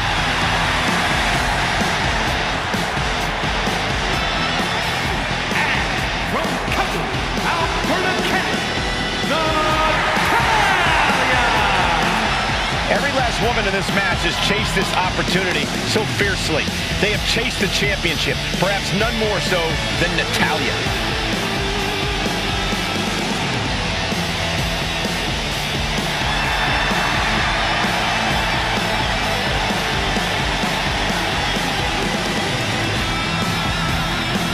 Winning Money in the Bank would certainly go a long way to helping Natalya prove she too is the best there is, the best there was, and the best there ever will be. Winning that briefcase is like taking the proverbial express lane to success. Charlotte, Becky Lynch, Tamina, Carmella, Natalya, all with a chance to make history. All with the opportunity to be called the first ever Miss Money in the Bank. The revolution that became an evolution only continues in the women's division. One of these women will climb the ladder and earn the opportunity of a lifetime. And looking at the playing field, the majority of these women will be utilizing submission offense to put opponents away. Tapping someone out won't win this match, but these women should not shy away from using the biggest weapons in their arsenal. We've heard Becky say she was going to rip arms off tonight. You can't exactly climb a ladder with no arms. Remember, the first woman to climb the ladder and retrieve the briefcase will become the first ever Miss Money in the Bank. No countouts, no disqualifications in this match. Everybody is coming in with a different strategy, but remaining close is the key. Luck is going to play a part, but you'll increase your odds if you stay close to a ladder and close to the briefcase. Wheelbarrow face buster! Man, they're getting a little too close for my comfort, guys. She set the ladder up dead center. One of the prize now. No safe haven in this match. These ladders can be your best friend or your worst enemy. There's no allies in this match. It's everyone for herself. There is no room for friends when history is being made. Not when you can go down in the record books as the first Miss Money in the Bank. She's stretching, but can she get it right? Time is your enemy here. I just don't know if there's enough of it to get it down. Tamina is so close to victory now. Could this be her moment? Beautiful shot block. Vicious attack. They outlaw that move from other sports for a reason. Trying to put the ladder in the middle of the ring. This is where you want it. Right place. Is this the right time? Gonna try and unhook it now. Victory is literally within reach. Made it to the top. Now it's about snatching down the prize. Just yank it down. Force it. It's so close. If only it was that easy. Picked up and being carried around. The contract that can change lives hanging above the ring. Probably the most profitable opportunity in our sport. 15 out of 17 superstars have successfully cashed in the Money in the Bank contract. A surprise cash-in has only failed once, and the other failed cash-in was alerted to a week in advance. You are almost certain to become the next SmackDown Women's Champion if you grab the contract tonight. Coming back from the outside now. From way up. Down. Oh, man, right into the steel steps. Hard into the corner. Man, did you see the whiplash off the turnbuckles? Fired hard into the corner. It crashes to the mat. Shot block. Brilliant. Right to the back of the knee. Is there anyone more intimidating in this group than Tamina? I've said it before. It could be a coming out party for Tamina. This is her time to the sky. Dominating crossbody. The offense catching up with her now. And the hip attack finds the mark.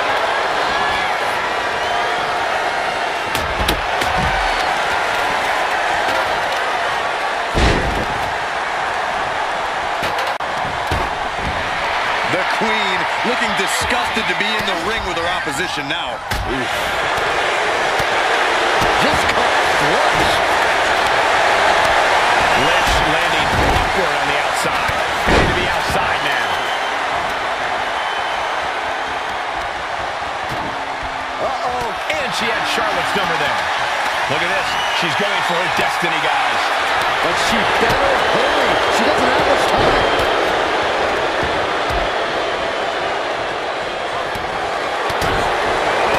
Charlotte waylays her. Connects on the kick. Money in the Bank briefcase still hanging high. This is what it's all about. The opportunity of a lifetime. What are you willing to do? How much can you sacrifice to be the first Miss Money in the Bank? Talk about force. That'll give you whiplash. It looks like she wants to take this match outside.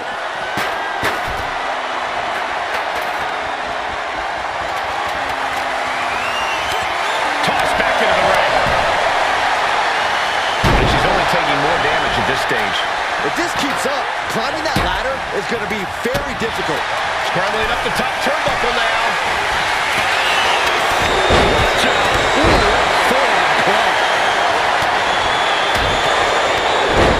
Tamina landing heavy offense on Charlotte. Charlotte thought tonight would be an ascension to her throne.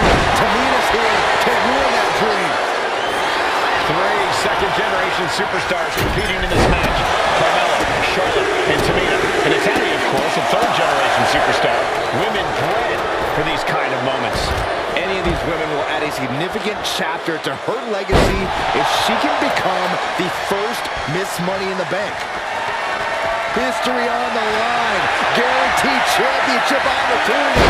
Nothing but carnage happening in this one. 5 women fighting for their key to destiny. Willing to go through hell for it. Ladders in position. Gonna make the climb. She's in place. Can she end this here? Hands must be shaking up there, making it difficult to capture glory. Barely hanging on. Slugging it out here. On the ladder? This is crazy. Calculating the next move here. Shoulder breaker. That is gonna hurt. And Charlotte was put in check there. Hold on a second. Could be a matter of time. Submission being locked in. STF applied, locked in deep. She won't fade. She just won't fade. She keeps fighting. Bang! Vicious boot.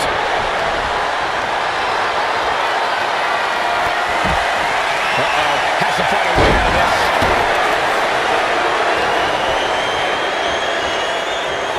Uh-oh. Got out of the way.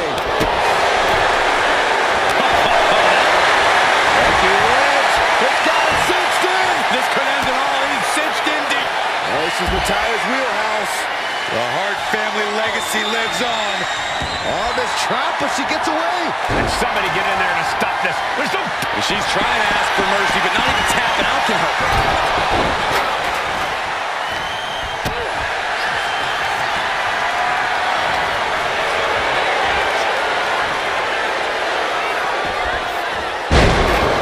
The WWE Universe standing in attention, completely entranced by this matchup now. Can't miss action taking place in front of them. Nobody wants to blink. They do not want to miss a second of the action at this point. She's headed out of the ring. Countouts are not a factor for her. Big headbutt to the guts.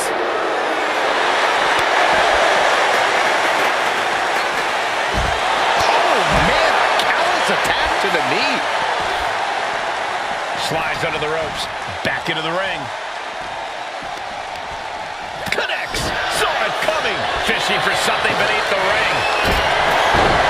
Oh, risky business is afoot with the ladder in play now.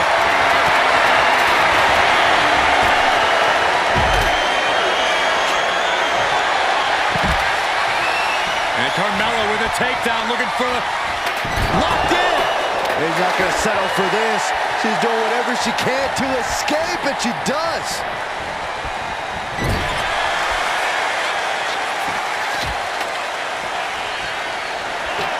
And she's positioned. Becky Lynch looking to end this one. This could do it. And you still need to find a way out of this. Tapping won't save you. And she releases her own submission. And I have to question as to why she would do that. This looks like she's setting the foundation for a masterfully laid trap. Off the ladder now. Let's see if this is right for the picking. This is the chance. Could be the only one. Well, it looks like that hook is causing a lot of problems up there. Lynch has a hold of the briefcase. Might be Becky's best chance right here. The prize is in sight, but is it in reach? The longer this goes, the more likely we can see a hard crash back to the canvas. She's trying to win it all. This is where steady nerves are a necessity. Look at the backpack stop. Nice reversal by Charlotte Flair. Charlotte driving Tamina, and both tumble to the floor. Both women crashing down hard. The Queen, Charlotte Flair, the first to her feet, surveying the situation. Oh, my. Tamina into the steps. Well, you are seeing a heightened level of aggression, heightened level of intensity from all these competitors because of the stakes involved. Guys, where's Charlotte going? Flair looking to up the ante now from the top. Oh, my goodness, taking out everybody. The Queen rising to the occasion. What you just saw is why we say Charlotte is genetically superior. Yeah, undeniable athleticism from the Queen. Can it pave her way to the top of the ladder?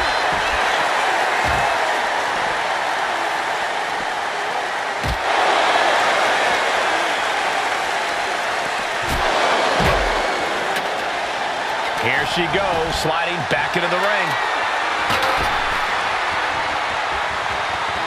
From the apron. Tamina's absolutely wrecking shop on Natalya, making sure the veteran won't have the strength to climb a ladder at all.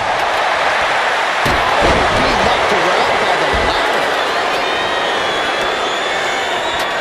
Getting the ladder into position here. Picked the perfect spot, too. Ladder set right in the middle of the ring. Starts to climb, but needs to move quickly. Be careful up there. He's taking the fight to whatever height it needs to go to. No sign of fear now. This is not where you want to be trading shots. It's a long way down for either superstar. This is a risky play, but could be the only opportunity on the match. The only thing left to do is pull it down. Easy. It's over. Natalya grabs the briefcase and becomes Miss Money in the Bank. Your winner of the Money in the Bank contract and the first ever Miss Money in the Bank, Natalya!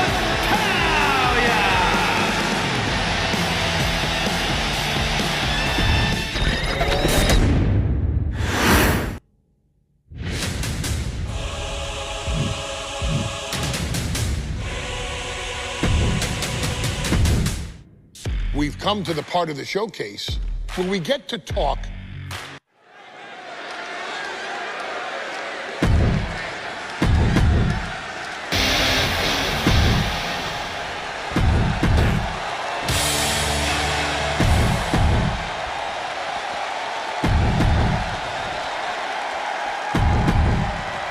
Charlotte, Becky Lynch, Tamina, Carmella, Natalya, all with a chance to make history. All with the opportunity to be called the first ever Miss Money in the Bank.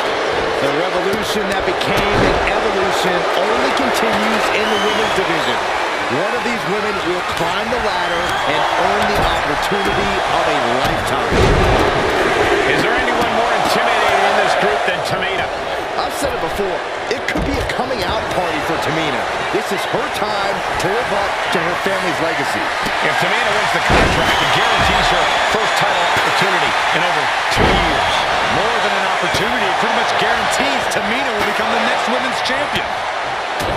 Remember, the first woman to climb the ladder or retrieve the briefcase will become the first ever Miss Money in the Bank. No countouts, no disqualifications in this match. Everybody is coming in with a different strategy, but remaining close is the key. Luck is going to play a part, but you'll increase your odds if you stay close to a ladder and close to the briefcase. Veteran confidence and mind games on display from Natalya. No safe haven in this match. These ladders can be your best friend or your worst enemy. There's no allies in this match. It's everyone for herself. There is no room for friends when history's being made. Not when you can go down in the record books as the first Miss Money in the Bank. Getting that ladder in position. Right in the middle of the ring. Climbing up, but is there enough time to go for the win? Into the ring again now. Working on the hook here. Seems to be struggling a bit up there. Yeah, sweaty palms making this difficult. Carmella might need to start leaning on her in-ring IQ after an attack like that. And there's that ruthless streak of Charlotte's already just flowing out of her. She's reaching out and trying to hook it as fast as she can. A contract that can change lives hanging above the ring. Probably the most profitable opportunity in our sport. 15 out of 17 superstars have successfully cashed in the Money in the Bank contract. A surprise cash-in has only failed once, and the other failed cash-in was alerted to a week in advance. You are almost certain to become the next SmackDown Women's Champion if you grab the contract tonight. It's just a matter of time now, Michael. Gotta get up there quick. It's due. Carmella has the briefcase. Mella is Miss Money in the Bank. Your winner of the Money in This new generation of female superstars are providing yet another milestone moment here. Tamina, Charlotte, Carmella, Natalya, and Becky Lynch are going to climb the ladder and retrieve the briefcase. Become the first ever Miss Money in the Bank. No safe haven in this match. These ladders can be your best friend or your worst enemy. There's no allies in this match. It's everyone for herself. There is no room for friends when history's being made. Not when you can go down in the record books as the first Miss Money in the Bank. Such a dangerous setting for all these superstars. Ladders are everywhere. Each competitor is only limited by their imagination. Your head has to be on a Constant swivel. Ladders will be used as weapons. Anything can happen to get that briefcase. You have to imagine the disdain it takes to repeatedly stop someone like that. Natalya sent flying to the outside. Caught in a bad spot. The way to the floor. Well, that's one way to seize control of the match. Change the location to the ringside area. Is there anyone more intimidating in this group than Tamina? I've said it before. It could be a coming out party for Tamina. This is her time to live up to her family's legacy. If Tamina wins the contract, it guarantees her first title opportunity in over 2 years. More than an opportunity, it pretty much guarantees Tamina will become the next women's champion. That can make an opening for her. Setting up the ladder. This could be it. That intimidation factor of Charlotte getting a big challenge there. Yeah, Tamina just inflicted as much pain as possible and enjoyed it. Oh, I got it. A headbutt from behind. 3 second-generation superstars competing in this match. Carmella, Charlotte, and Tamina. And Natalya, of course, a third-generation superstar. Women bred for these kind of moments. Any of these women will add a significant chapter to her legacy if she can become the first Miss Money in the Bank. This fight has reached new heights. Needs to move quick here. This might be her chance. Boom, impact. She might need to regroup. Toss to ringside. Ladders in position. Gonna make the climb. Victory is within reach now. Every second up there is allowing the opposition to recover. Better hurry. Wrapping the arm over that top rope. A contract that can change lives hanging above the ring. Probably the most profitable opportunity in our sport. 15 out of 17 superstars have successfully cashed in. Nice reversal. What you just saw is why we say Charlotte is genetically superior. Yeah, undeniable athleticism from the Queen. Can it pave her way to the top of the ladder? Tamina sidesteps that. And now this conflict is trying its way over. And another minute, the chaos could be right on top of us. Up the ladder now. Let's see if this is right for the picking. She's reaching for it. It's going to take some time, but you got to just keep going. Her focus on obtaining the point. The crowd is going absolutely crazy right now. absolutely wrecking shop on Natalya, making sure the veteran won't have the strength to climb the ladder at all.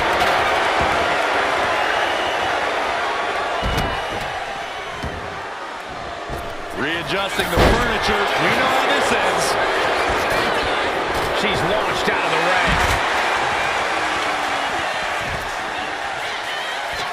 Look at this. She's going for her destiny, guys. But she better hurry. She doesn't have much time. Here we go. Ladder set up in the middle of the ring. Perfectly positioned. Fighting back with everything she has. Headed up that ladder. Center of the ring. Getting back into the ring now. She's grabbing at the prize now. Eyes are glued high above the ring. Ladder set right in the middle of the ring. Starts to climb but needs to move quickly. Reaching for the prize. The whole match is literally in the palm of their hands. She's looking winded now. This deep into a ladder match, the last thing. Just hanging high with the prize in hand. I can't wait. Rubber body strength playing a huge part here.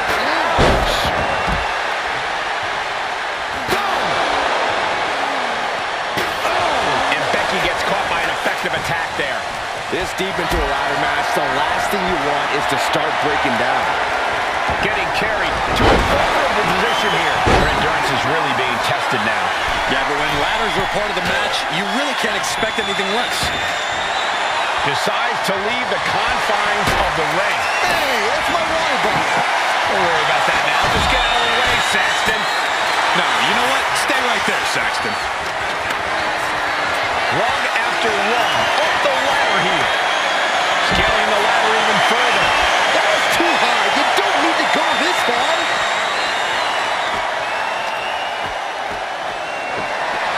Driven down. Oh, sent crashing right into the ring post. No telling what's underneath the ring tonight. A ladder. Things are about to get high risk and very painful. Victory is literally within her reach here. I assure you, this is even harder than it looks. Trying not to fumble around too much here. Reaching. So close to victory. It's just a matter of time now. No room for error on top of the ladder. Look at this. Hair pull mat slam. Sliding in under the rope. She's back in the ring. Headed up that ladder. Center of the ring. Ladder set right in the middle of the ring. Starts to climb but needs to move quickly. She's going for it. She certainly is. She can do it.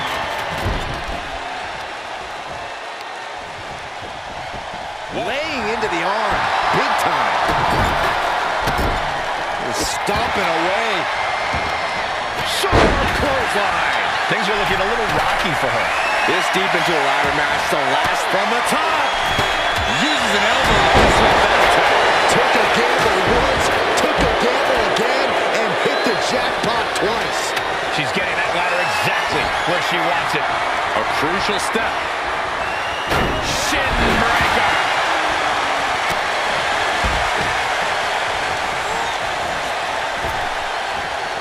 That's how you dominate your opponent. And she's fine taking this to the outside. Climbing up, but is there enough time to go for the win? Trying to reach it, trying to win. Is this the right time? Is this the career-making moment? Off the ladder now. Let's see if this is right for the picking. She'll take this fight wherever she has to. Taking the fight straight up. She is not going to let just anybody waltz right up that ladder. She's reaching for it. And the opening could be the opening. You just have to go for it. Slow and steady won't win the race in this situation. Looks like she wants to take things to the floor here. Oh, man. Money in the Bank briefcase still hanging high. This is what it's all about. The opportunity of a lifetime. What are you willing to do? How much can you sacrifice to be the first Miss Money in the Bank? Oh, man. Boom, German suplex. Lynch set ringside. Byron, we got the ladder. Center of the ring. This is where you need to be. Charlotte Flair with a trademark chopping. Natural selection. The Queen has put an opponent in the dirt, and now the ladder to her throne awaits. Oh, no. Here we go. This could be the biggest risk of the night. Now looking for something to waylay her opponent with. boy, she found a kendo stick. This match might just get hard to watch. And she re-enters the ring. Oh, kendo stick wrapped around the head. Man, she's got to get herself together here. Spear by the Queen.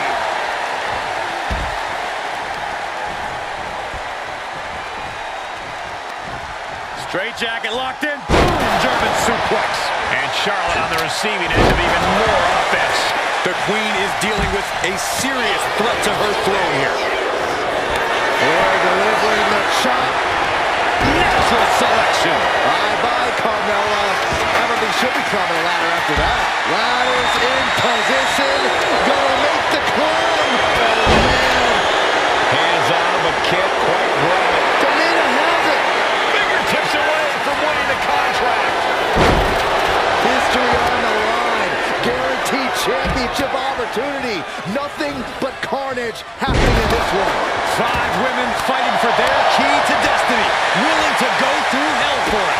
And Lynch gets stuck. Nasty chop delivered by Charlotte. Followed by natural selection. Becky's hope to reclaim her women's championship is looking a whole lot bleaker now. Looking for more damage here.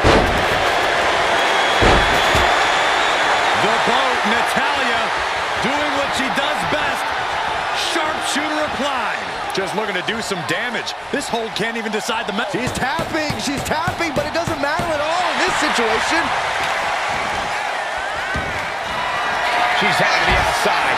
No threat of count out here. Climbing up, but is there enough time to go for the win? Needs to move quick here. This might be her chance. Heart has to be pumping right now. Needs to focus and pull it together. You're so close. Go. Charlotte has the contract. The Queen is Miss Money in the Bank.